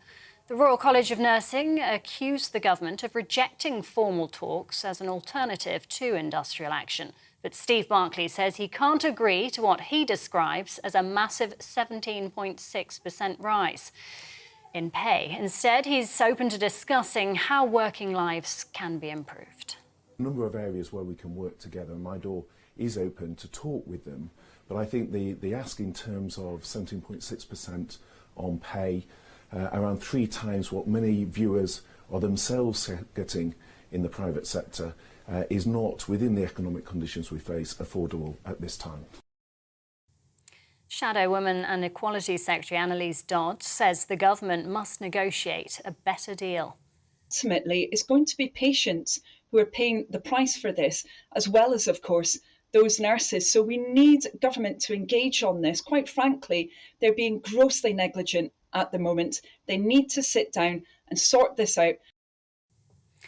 A 6-year-old child has died after a bacteria outbreak at a school in Surrey. A second child is being treated in hospital. The UK Health Security Agency has confirmed the 2 children caught the invasive strep A infection, which causes scarlet fever. Pupils and staff at Ashford Church of England Primary School have since been prescribed antibiotics. A former soldier has been convicted of killing a man more than 30 years ago at an army checkpoint in Northern Ireland. 53-year-old David Jonathan Holden was accused of the manslaughter of Aidan McAnaspey in County Tyrone in February 1988. The 23-year-old was shot in the back as he made his way to a local sports club. Holden admitted to firing the shots that killed Mr McAnaspey, but claimed it was an accident. Paul Young is the national spokesman for the Northern Ireland Veterans Movement. He says they'll appeal the verdict. Veterans, I can say, will be deeply disappointed by this verdict. I'm saddened by it, but it's not over for David yet, because his team are, as far as I'm aware, are going to appeal the decision, and I think eventually, if necessary, go to the Supreme Court. A woman with Down syndrome has lost a legal battle in the Court of Appeal. Heidi Crowther had challenged legislation which allows the abortion of babies with the condition up until birth. In England, Wales and Scotland, there's a 24-week limit for terminations, but that can be extended if there's substantial risk the child could be born with physical or mental abnormalities. The Foreign Secretary has announced a package of hands-on support to help Ukraine through the winter. The country is still experiencing power blackouts after Russian airstrikes hit key infrastructure. During his first official trip to Kyiv, James Cleverly pledged to send 35 more emergency vehicles, as well as a further £3 million to help rebuild the country. He says it's important the UK shows its continued support. Ultimately, I think it's incredibly important that the UK demonstrates to the Ukrainian people, who are bearing the brunt of this brutality from Russia, that we are standing shoulder to shoulder with them through our military support, through our humanitarian support, through our economic support, but also through the visible support. And Wales have lost their World Cup tie against Iran, leaving them bottom of Group B with a game to play. 2-0 the final score. Both goals conceded late in stoppage time after Wales were reduced to 10 men. Keeper Wayne Hennessy was sent off with just 5 minutes remaining. Former football manager Harry Redknapp told GB News Iran's win was well deserved.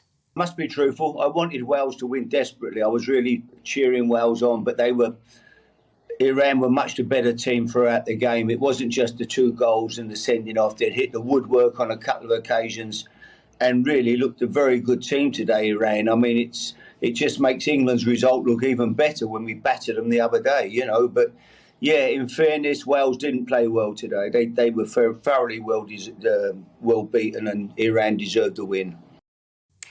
And tonight, it's England's turn against the USA. They're chasing 3 points to secure a place in the knockout stages, and best of luck to them. This is GB News. We'll bring you more as it happens. Now, though, it's back to Andrew.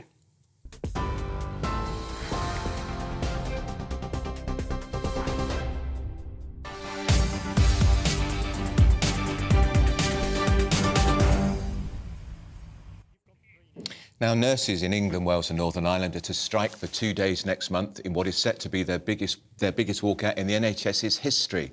They'll strike before Christmas on the 15th and 20th of December. The Royal College of Nursing Union, the RCN, says it's been given no choice after ministers would not reopen talks. But the government says the 19% pay rise demanded is unaffordable. It would cost £10 billion. Nurses will still provide emergency care, but routine services will be hit. Well, joining me now is Alice Porter, who is outside the Royal College of Nursing in central London. Alice.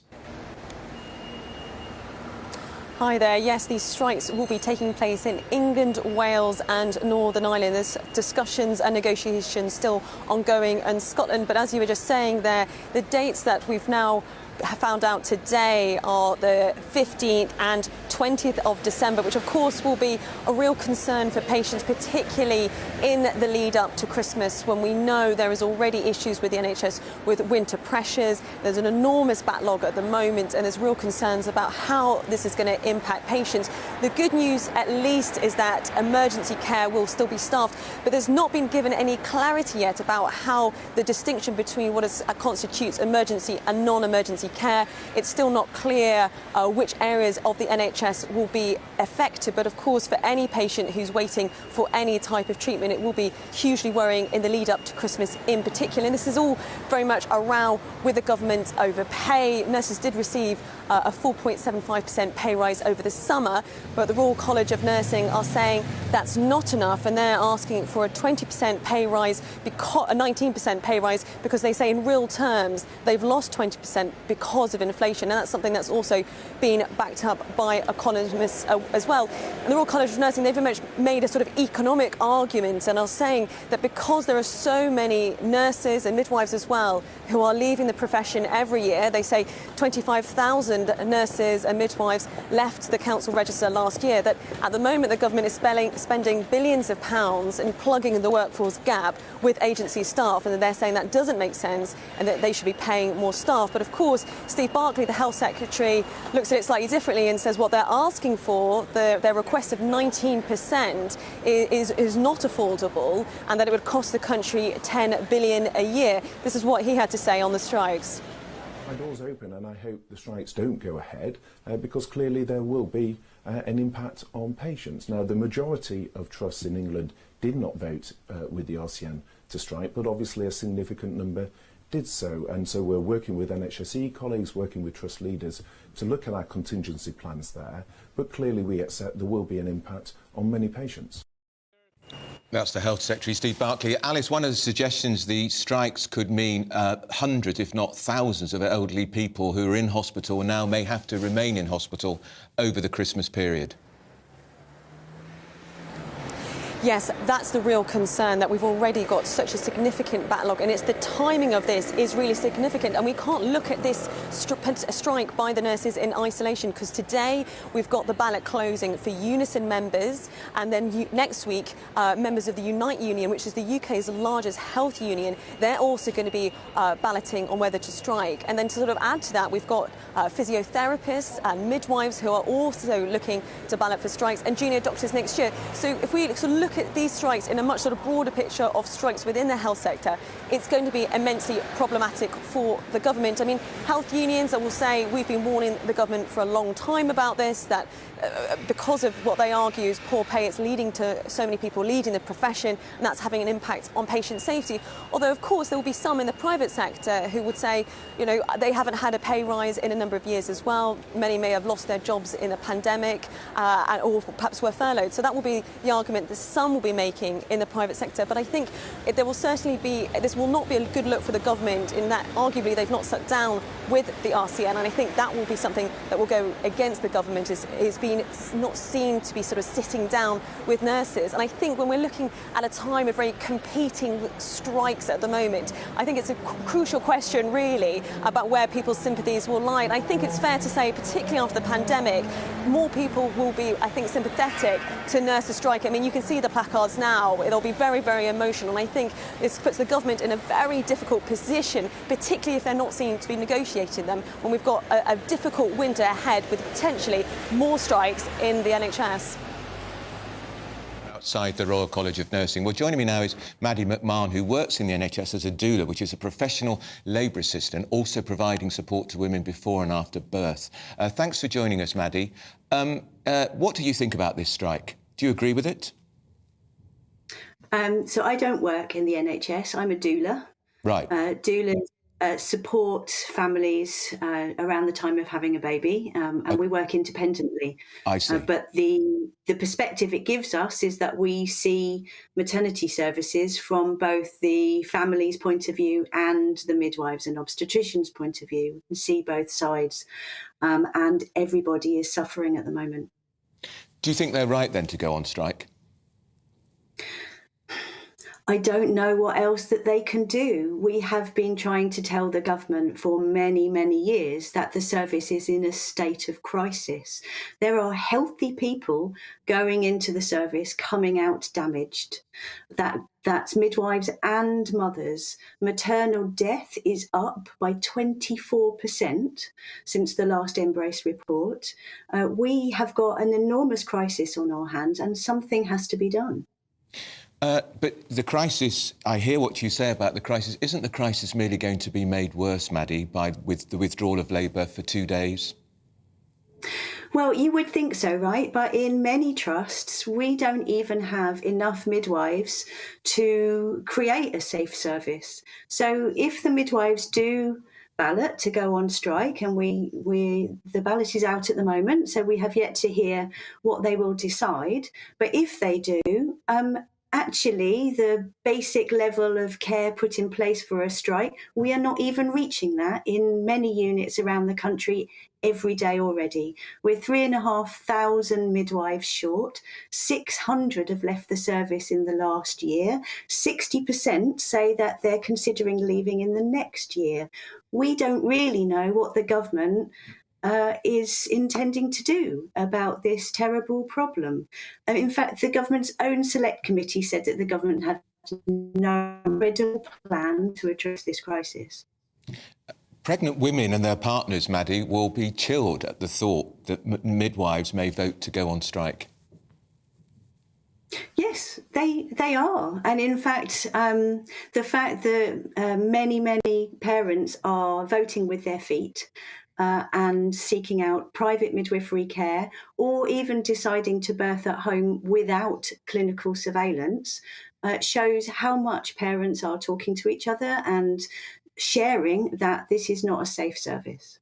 All right, that's Maddie McMahon. Thank you so much for joining us. Well, joining me throughout the hour, this hour, is the former editor of Labour List, Peter Edwards. Peter, good afternoon to you. This is potentially a huge political problem for the Conservative government. Yeah, absolutely, and it's going to be a challenge for both parties as well. And I think it's important to point out that people only go on strike because they're desperate and they're not feeling listened to, and in doing so they give up a day's pay or more than a day's pay. And I say that because, earlier in my career I've been on strike as well. I think it's very interesting that your interview, if you like, concentrated on the impact on patients, which is the most important thing. Yes, it's wrapped up in a political story, but the government, and Steve Barclay in particular, the Health Secretary, I suspect after a bit of kicking and screaming, will be brought back to the negotiating table, because patient safety has to come before ideology.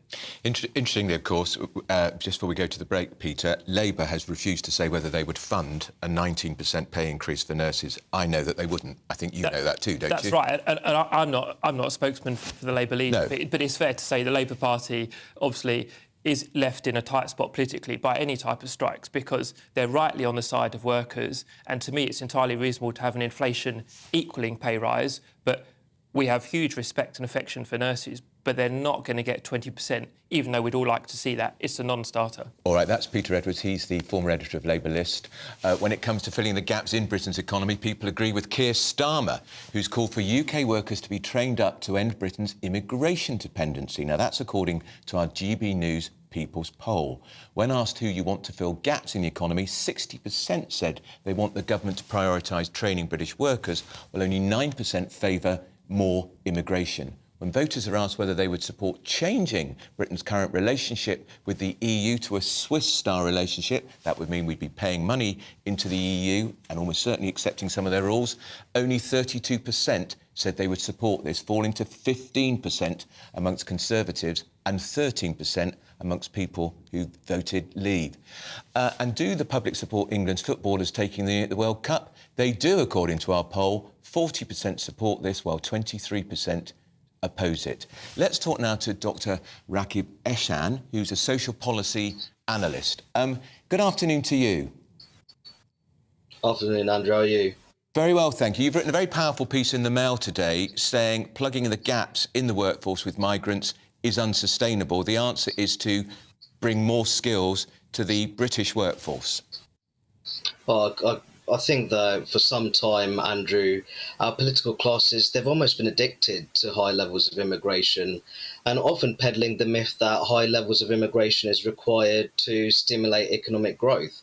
The reality of the matter is that the UK has been a high immigration, low growth economy for some time. Now, many people will be very worried by the latest net migration figures, the latest annual net migration figures being 504,000, which is roughly equivalent to the entire population of Liverpool.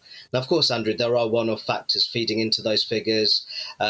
Ukrainians fleeing the war with Russia, Hong Kongers escaping from Chinese state tyranny, and Afghans being relocated to the UK who are at risk of Taliban-led persecution. There's also been a post-COVID bounce in international student numbers. But the general trajectory has been one where we're over-reliant on cheap foreign labour. And as a result of that, there's a lack of incentives in the economy to invest in our domestic workforce and to train up young British people. Just briefly, how do we get that skilled workforce? We need lots more apprenticeships, presumably.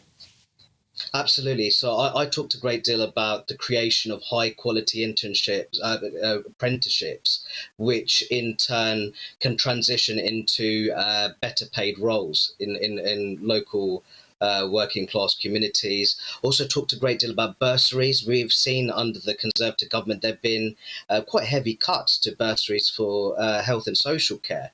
I'd like to see their restoration. I think we need to talk more about scholarships, and I think we also have to talk about not just training but also upskilling. Especially in sectors such as construction, manufacturing, hospitality and retail. And I think more generally, Andrew, we need to talk about improving our overall digital literacy in our domestic workforce. But at the moment, I just don't see much of an appetite within government to really grab the bull by the horns and boost skills in the domestic workforce. All right, that's Dr. Rakib Ehsan, the social policy analyst. With me still in the studio is Peter Edwards, former editor of Labour List. Now, this Brexit was all about getting back control of our borders. Well, that was a big factor. Despite the fact a lot of this system, this 500,000 figure, Peter, is to do with Ukrainians and one-off Hong Kongers fleeing China, the fact is the government have completely lost control of the immigration system. Yeah, I might not use the phrase lost control, but they've certainly overshot their target enormously and will continue to do so. Why wouldn't you say lost control? Because I think it might engender a bit of worry in the country. I think there is a worry in the country. Yeah, but I wouldn't say lost control because there is a system and the system is not working, really. I wouldn't use the phrase lost control because I think it might not help when we tackle these range of issues like community tensions, because I suspect most people, whether on the left or the right, believe that people coming here, whether they're fleeing persecution or they're fleeing a war in Ukraine or they're coming to work, is generally a good thing. But we also know that government has to be effective in spreading out the flow of people around the country to support, so GP services and schools and so on aren't overwhelmed. I was very interested hearing your previous interviewer because of this point about numbers in the economy and whether parts of the economy or even the state are addicted. And when I worked for the Labour Party in Parliament, it was in the Ed Miliband era, and David Cameron had this pledge, which low tens of thousands. We're going to have to go to the break. You'll stay with us. That's Peter Edwards. He's the former editor of Labour List. We're talking about these extraordinary migration figures. Do stay with us here on GB News. I'm Andrew Pearce. Coming up, a London council has dropped the term BAME to refer to black, Asian and minority ethnic communities and replaced it with global majority to be more inclusive. But is it? Before that, let's go to a break.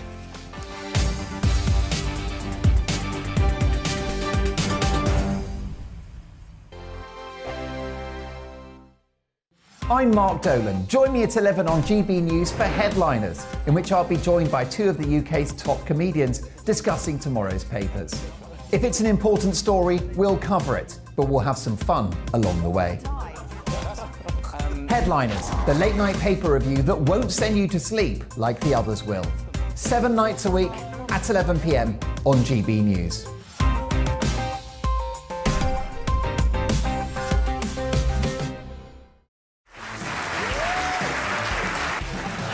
My name is Andrew Doyle. Join me every Sunday evening at 7 p.m. for Free Speech Nation. This is a show where we address current affairs and news stories of the week with the help of two wonderful comedian panellists. I brought in comics because I want to give it a lighter edge, and also they work for less. See you there.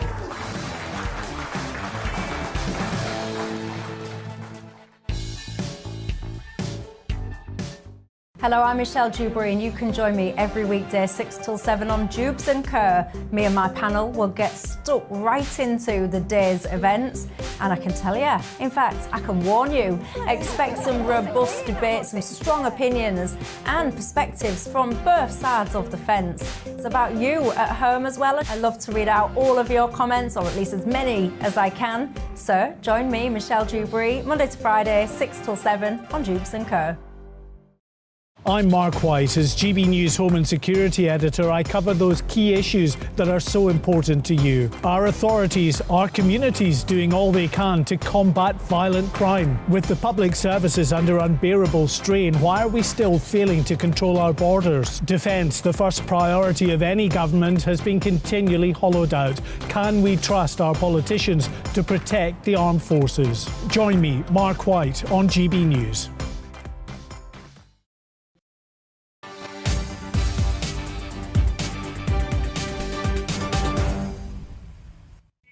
Let's get the latest now on the conviction of military veteran David Holden, who's been found guilty of the manslaughter of Aidan McAnespie. He was shot in the back at an army checkpoint in Northern Ireland in 1988. We can cross live to Belfast and speak to GB News Northern Ireland reporter Dougie Beattie. Yes, 52-year-old ex-guardsman David Holden has been found guilty of manslaughter. Judge Justice O'Hara said he found Holden's evidence incoherent and inconsistent. The whole case focused around events in 1988 at the Ochnacloy border checkpoint in County Tyrone. Aidan McAnespie was shot dead when a bullet ricocheted off the ground, hitting Mr McAnespie. The wound was indeed fatal. Mr Holden said that his weapon had fired accidentally. Mr O'Hara said that he had definitely given a false account of what had happened, and he found him guilty. Outside the court, Mr McAnespie's family had this to say. Welcome to today's ruling from Justice O'Hara. It's a day of mixed emotions, obviously, for the family. We're thinking primarily of Aidan. We're thinking of Eilish, who for the first 20 years of the campaign led the charge, and probably at the cost of her own health. We think of Lizzie, and we think of John today. People that are really, really affected by the shooting of Aidan McAnespie at Ochnacloy. Some people will wonder, why do families persist for 34 years following cases this old? Well, it's very clear. And John, Aidan's father, the day that the PPS announced that David Holden was going to be prosecuted, he said that the only demand that he has is that he hears the truth.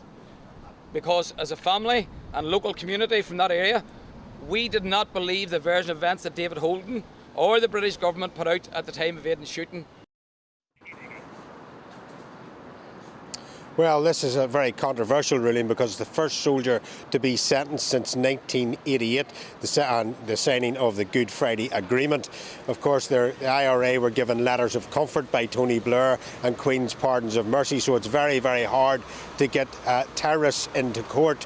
And of course, the British veterans have been very, very opposed to these cases being brought forward. This was one of 6 recent cases. 2 were thrown out of court. 1 was brought back. Dennis Hutchins, of course, very sadly died while on trial, and this one is the only one that has ever seen conviction. So it is expected that the veterans will appeal this ruling in the Supreme Court.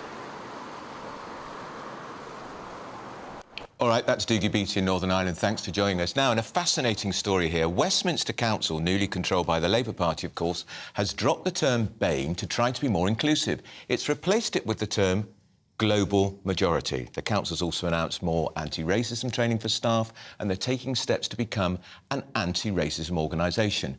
Plus, they're introducing measures to remove pay gaps by 2025. Westminster City Council said in a statement, 4 years on from the founding of its Black, Asian and multiple ethnic network, Westminster Council is committed to serious action to make its organisation more diverse and inclusive. At the Black, Asian and multiple ethnic staff network's annual meeting, the Council made 3 commitments. These include to be an anti-racist organisation, to continue sustained action to remove pay gaps by 2025 and to adopt the term global majority instead of BAME. Let's talk to Iman Aitan now, who's an anti-racism activist and organiser of Black Lives Matter's protests. Iman, hi. What the hell? Global majority? What's that about? Why are you starting like that, Andrew? Look at this pessimism right now. What's going on? It's astonishing. Tell me why. Tell me why. Well, let's think about Westminster Council. Yeah. The majority of people, according to the last census, are not BAME. Yep. They are white people. I think Okay. I think the figures is something like 67%. Yeah. So why are Westminster Council referring to the BAME community now as a global majority? OK, so right, I've got to break it down for you. Okay? Right. So we'll start from BAME, all right? Yeah. I hate the term. Right. I didn't use it in 2020, don't use it now. Right, why don't you like it? The term BAME, or BME, ultimately, it puts Black and Asian people into this homogeneous box, in spite of the fact that we have different lived experiences.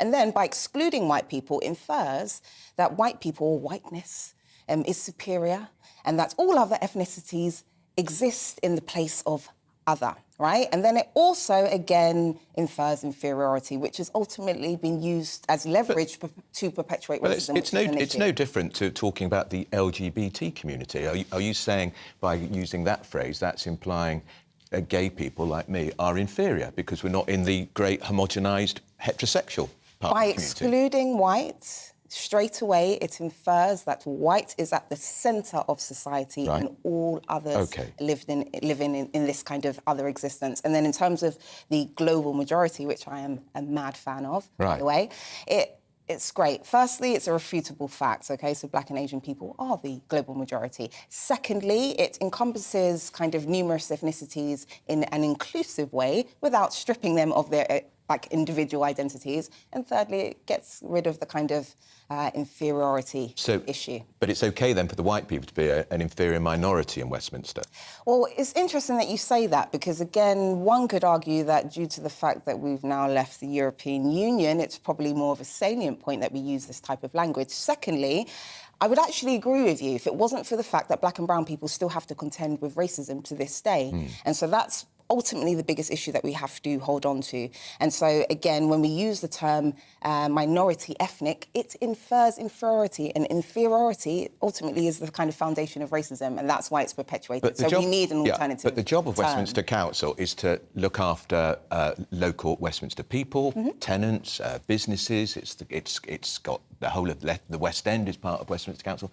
Why is it going into all this international politics, if you like, by talking about global majorities? Because we're really diverse. Where have you been living, Andrew? Are you living in a cave? We're extremely diverse. So therefore, we need to adopt inclusive mentality, inclusive terms. Globally, a global majority is an inclusive term because, like I said, it doesn't put us into this homogeneous box. And like I said, it strips away the inferiority kind of issue and ensures that we are now taking on a global perspective. I'm just going to bring in my guest here, Peter Edwards, who's the former head of Labour list. What do you think? Labour took control of Westminster Council, flagship Tory borough for decades. Do you think this is a good move?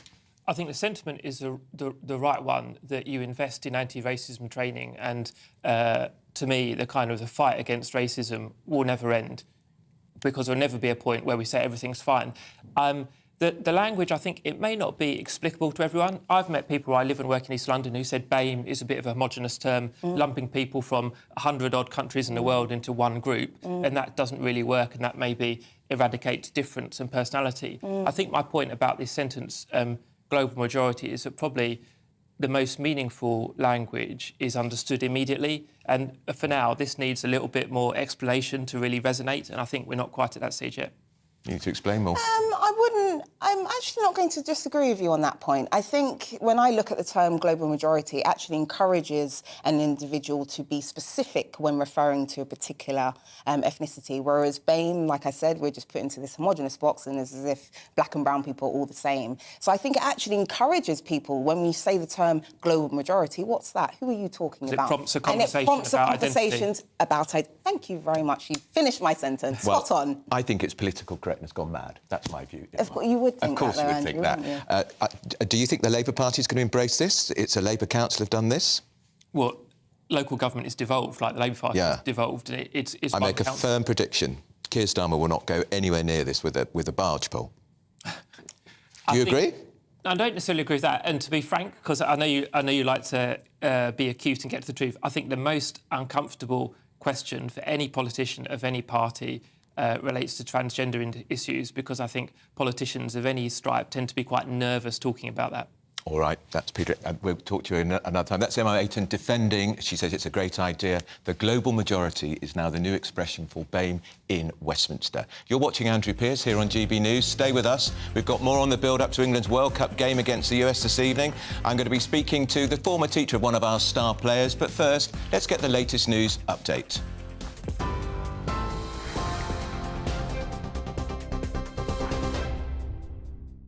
Good afternoon, it's 1:33. I'm Rhiannon Jones in the GB newsroom. Some breaking news. Police investigating the discovery of a body have cordoned off a street in Wigan following concerns it could be covered in hazardous substances. They say the scene is contained and it's believed there's no risk to the surrounding area. Anyone who's had direct contact with the body is being urged to speak to police or seek medical advice immediately. And we'll bring you more on that story as we get it.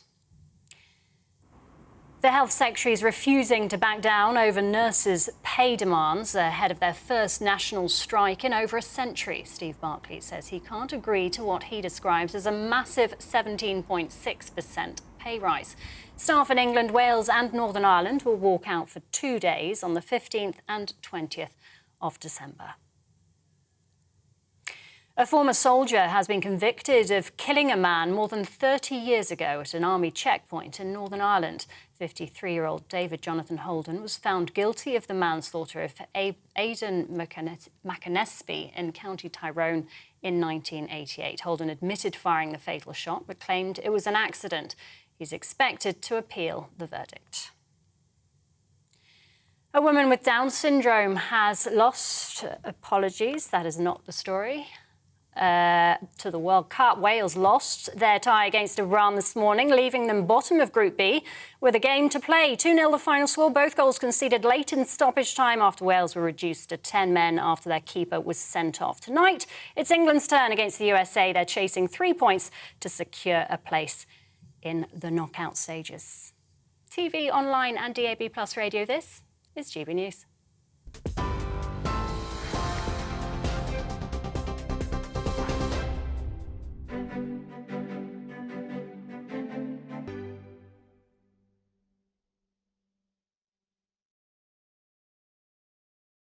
Here's a quick snapshot of today's markets. The pound will buy you $1.2083 and 1.1643 euros. The price of gold is £1,447.90 per ounce, and the FTSE 100's at 7,482 points.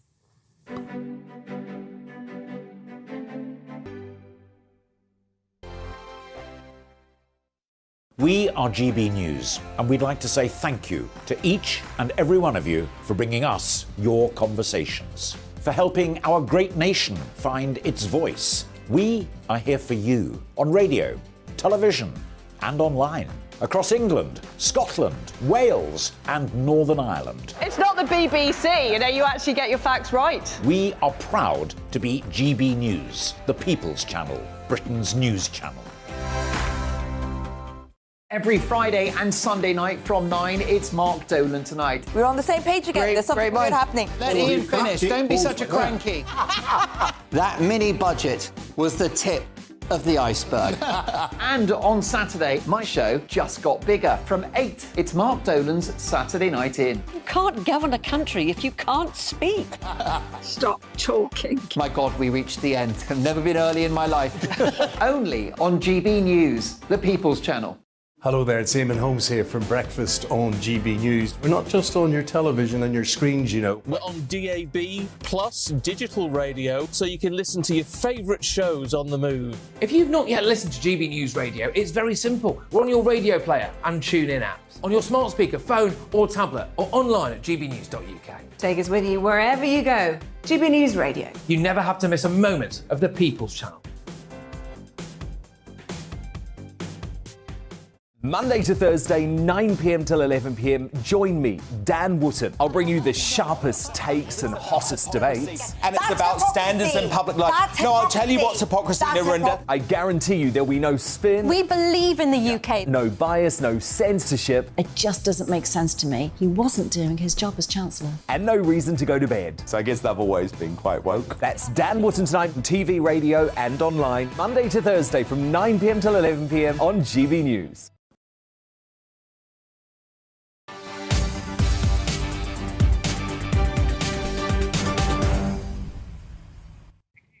Well, let's turn our attention back to the big World Cup game this evening, England versus the USA, which kicks off at 7. Well, one of the players who starred against Iran on Monday in the 6-2 thrashing was Bukayo Saka. He scored twice, meaning he will probably be starting again this evening. Now, as well as tuning in from home, many people across the UK will be heading to the pub to watch tonight's World Cup game of England versus the US. Our Yorkshire reporter Anna Riley joins us now from the Oddfellow Arms in Shelburne in Elmet. Anna, what's the mood like ahead of the game?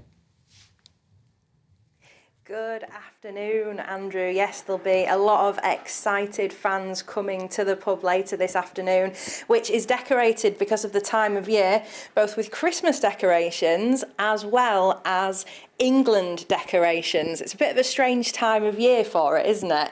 And I'm delighted to be joined by the landlady, Maggie Holmes. What has it been like, the World Cup? Started on Monday with the England game. Well, it's been so busy and such excitement for the build-up for it. So, yeah, it's going to be a really good night tonight. It's going to be a really good night. Fridays are good anyway, but this is going to be, yeah, it's going to be like old times, shall we say. Definitely. And what's the contrast been like? Because last year we had the Euros, but there was all those restrictions in places at pubs, wasn't there? So back then when the Euros were on, we had 6 to a table and the atmosphere just wasn't the same at all. And this is just going to be so different now. We've seen it go back to just being how it was before. So it will be packed tonight. It'll be like the good old days. Yeah, it'll be really good. And what's the game doing for the pub trade? And what's it like at this time of year as well? Yeah, at this time of year is really strange to be celebrating because you've got your Christmas decorations up and then you've got your flags and everything else for the World Cup. But it's such a boost, which is well needed after months and months of suffering. So it's going to be a real boost to the hospitality industry, especially the pubs. Yeah. Definitely. And what are the odds on, what are you predicting for the game against USA this evening? I think it's coming home, yeah. I'm not going to say a score because I'll get it inevitably very wrong. But if it's anything like Monday, we could be looking at, let's say 4-2 to England. 4-2, that's the prediction. Yeah, that's Maggie's prediction, yeah. That's it, we'll see. Thank you, Maggie. So, yeah, that's the prediction. I don't know what yours is, Andrew, but the mood is here that it's coming home, and we'll be speaking to you throughout the rest of the day to get feedback from people here about that World Cup match this evening. Oddfellow Arms in Yorkshire, where best not I don't make a prediction about the football. Somebody who knows a lot more about this is the political commentator and journalist Danny Armstrong, who's in the studio. Danny, you used to be a football reporter, a sports reporter, weren't you? I was for 5 years in Moscow. I covered the last World Cup, as it was, the Russia 2018 tournament. Was there the same controversy about staging the World Cup in Russia, a country which, OK, it's not illegal to be gay in Russia, but it's very uncomfortable to be gay in Russia. And they'd already, of course, invaded part of Ukraine 4 years earlier. I don't remember it being such a contentious issue. Well, no, I mean, as with every major international sporting competition, you can have the Olympics when they were in Brazil, of course, when they were in Russia as well, in Sochi. There's a lot of mudslinging from media. Part of my job when I worked in state media was to work against that anti-Russian sentiment, that anti-Russian propaganda, Russophobia, as it were, because it came in abundance before the World Cup. I don't really remember it being on such a scale as it is for Qatar. I remember Peter Tatchell being out actually saw him just outside Red Square. I think he was protesting against LGBT rights. He was, yeah. The big thing about Russia, now we need to be clear about it. Now, I've had many a night out in a gay club in Moscow. Right. It's an area where it welcomes gays. It doesn't really have that big LGBT problem that is reported in the media. What people like Peter Tatchell were protesting against was in the places in Russia where it is illegal, such as Chechnya, right, which is an Islamic republic, which is the same as Qatar. They don't like, well, in Russia, of course, they have the law against anti-gay or gay propaganda, rather, which sees gays holding hands in the streets. They couldn't be arrested for that and given quite a nasty fine or even time in prison. But in terms of protests, I mean, when the football actually kicked off for England, we had a 6-2 win. We had something to shout about. Before that, we've had so much posturing and so much virtue signalling and hypocrisy. I thought they were going to rename it the Woke Cup. Yeah, well, and of course, we've done a poll here, GB News.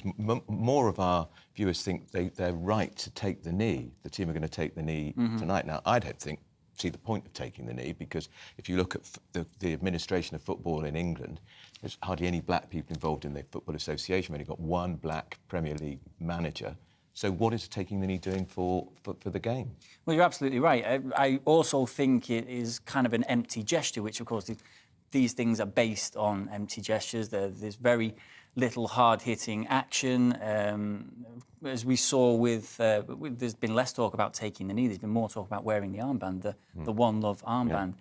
Now, when FIFA said that they would book players for wearing the One Love armband, they kind of backed off. Yeah, they said, we're not going to wear it. He said, well, we really wanted to wear it, but we weren't going to risk the yellow card. Now, if I'm going to translate this football terminology for you, Andrew, as I think I should, getting a yellow card, I mean, it's akin to getting a Christmas card for someone you don't like. That's what they were risking. Okay. So, yeah, I mean, taking the knee, it's kind of taken a back seat, as it were. Let's get Peter Edwards. What do you think about, are they right to take the knee, Peter? 40% in our GB News poll said they are right to do it, 23% opposed it. Yeah, I do support it because it's such a high-profile event. I mean, it's scandalous for reasons that we've just heard, and the run-in, the bidding process. It's scandalous the World Cup is happening in Qatar in the first place, but now it is, and it is kind of the biggest event in world sport. I think it'd be right to take the knee. What some black footballers have said in the Premier League, like Wilfried Zaha of Crystal Palace, is that taking the knee every weekend, 38 times a season for all those Premier League matches, loses its impact.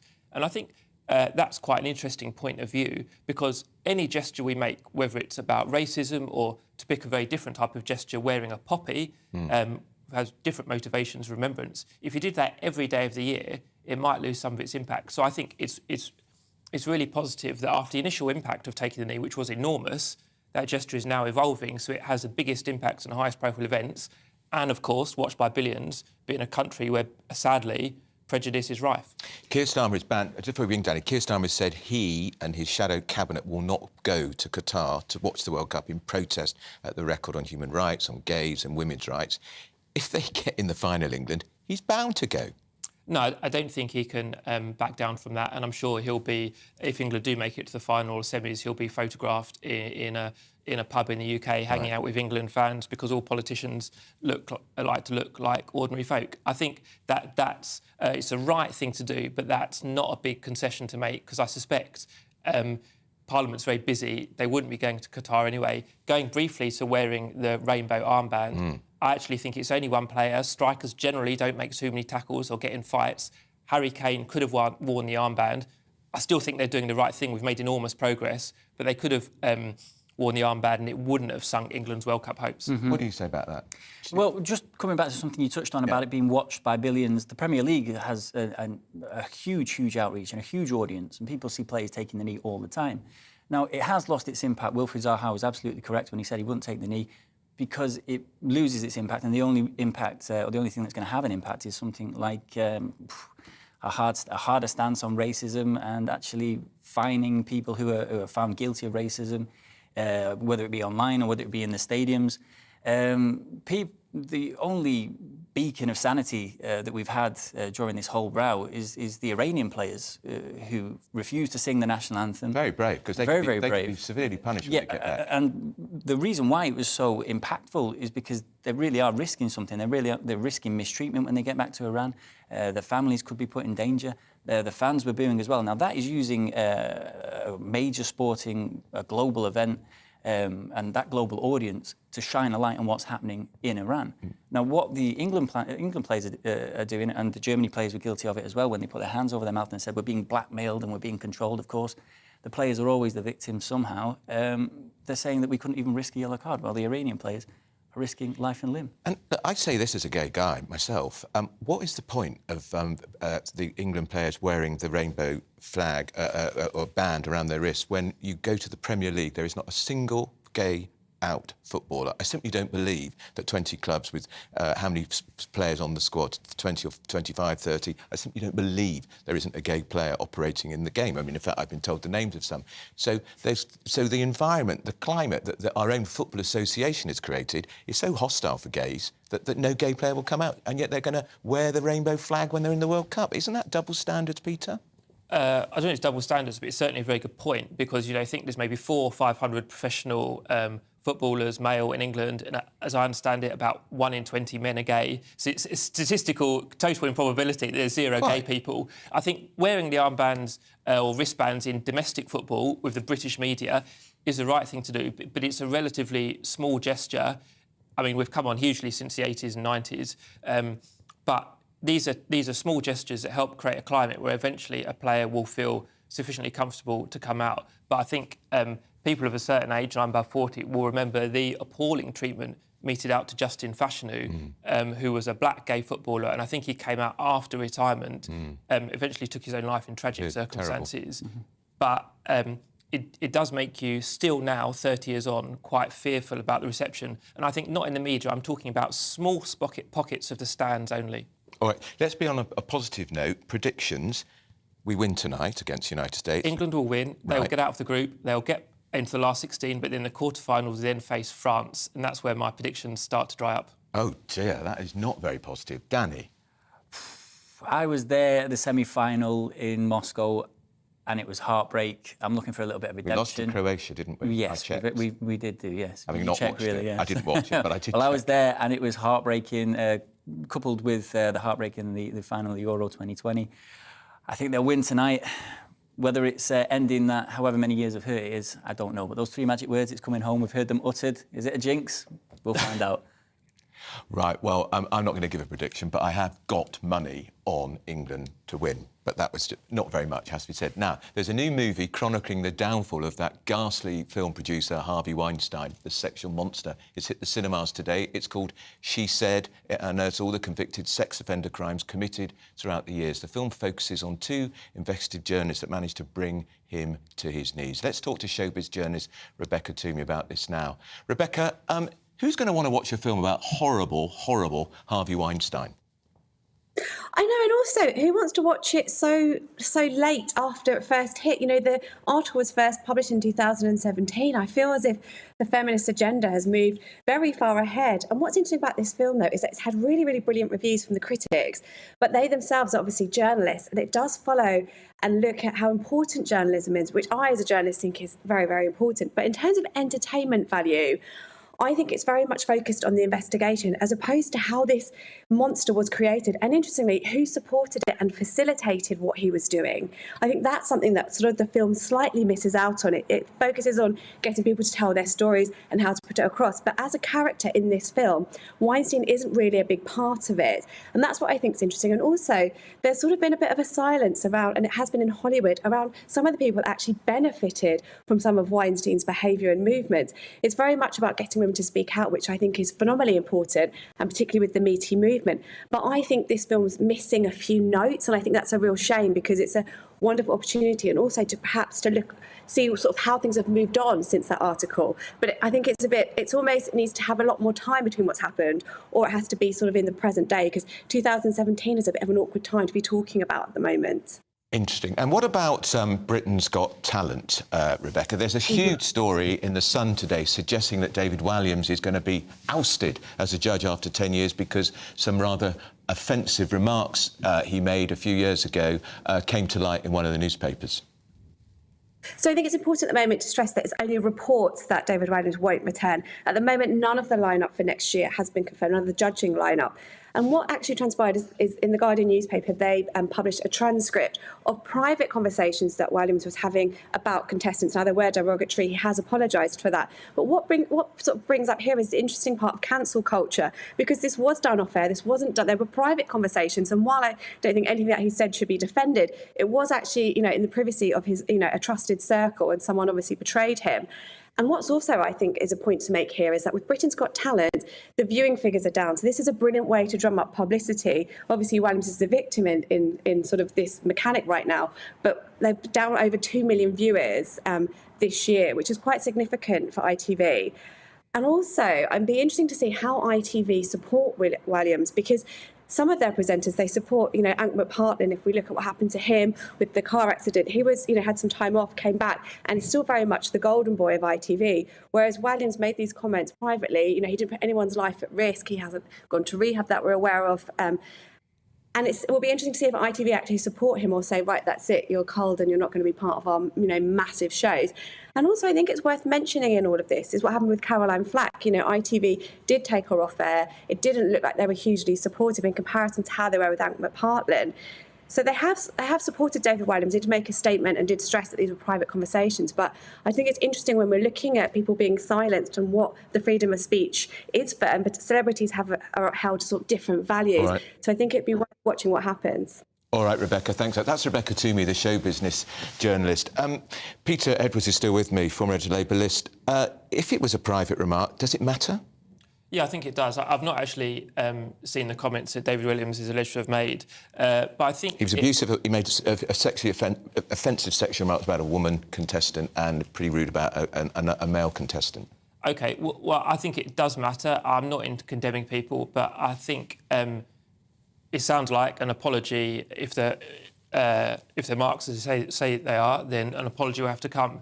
But in terms of David Walliams, I'd also ask briefly about Little Britain, which was aired about 15 years ago, where, David Walliams and Matt Lucas are very clever, gifted comedians, but dressing up and blacking up as an overweight black woman 15 years ago raised questions in only a small part of the media then, but there's no way that any broadcaster would make a show like that today. No. So if you were interviewing him, I think that would be one of the other things I'd really like to challenge him on, because that was questionable even at the time. All right, that's Peter Edwards. Now, your views on some of our stories today. On the winter of discontent, Rick says raising benefits in line with inflation is going to have a catastrophic effect on public sector worker strikes. It's going to get very bad. Sunak and Hunt are to blame with their breathtaking lack of vision. And what about Westminster Council's new language?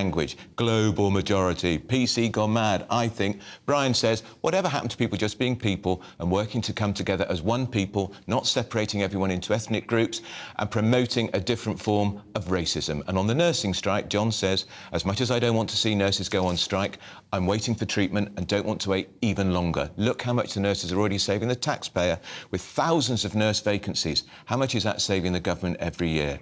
Why can't they use that money to put into their pay? Very good question. Those strikes, of course, 15th and 20th of December, the most serious strikes in the NHS in its history. Thank you for your emails. Do keep them coming at gbviews@gbnews.uk.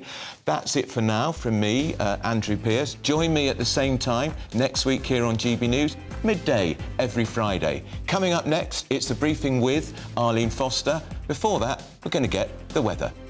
And come on in. Hello, I'm Aidan McGivern from the Met Office. Still some showers around today, but for the vast majority, it is a fine day. A break in between rain spells and with plenty of sunshine as well. Low pressure is still with us. We've still got this westerly breeze, but weather fronts have moved out of the way, and through the rest of Friday, this bump in isobars, that means a ridge of high pressure, will come along from the west. Ahead of that, a few showers for northern and northwest Scotland, parts of Northern Ireland, Wales and the southwest. Those showers fewer and further between by the end of the afternoon. A better chance of some sunshine in between the showers. And for much of central and eastern UK, it's dry through the day with blue skies. 13 Celsius in the south, 11 in the north. Still a fairly brisk breeze, but not as windy as it has been at times through the week. Into the evening, with clear spells and winds falling light for a time, temperatures will drop away, especially across central and eastern parts of the country.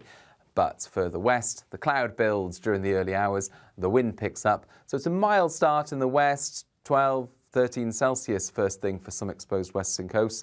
In the east, meanwhile, 3 or 4 degrees, with a bright start here, despite that chill. Into the late morning, it looks like spells of rain will push through Northern Ireland into Scotland, parts of Wales and the far southwest. The rain becoming heavier and more persistent through the afternoon, accompanied by a strong wind, gales around exposed coasts. But it's a mild direction, 13 Celsius or 14 in the west. 11 or 12 in the east, where it does stay dry across East Anglia and the southeast until after dark, I think, with some brightness, although the cloud will thicken. And then through the evening, it's wet for many. The rain, heavy and persistent across southwestern areas, could cause some issues. But it does eventually, through Sunday, clear eastwards. And next week will eventually end up being drier than this week.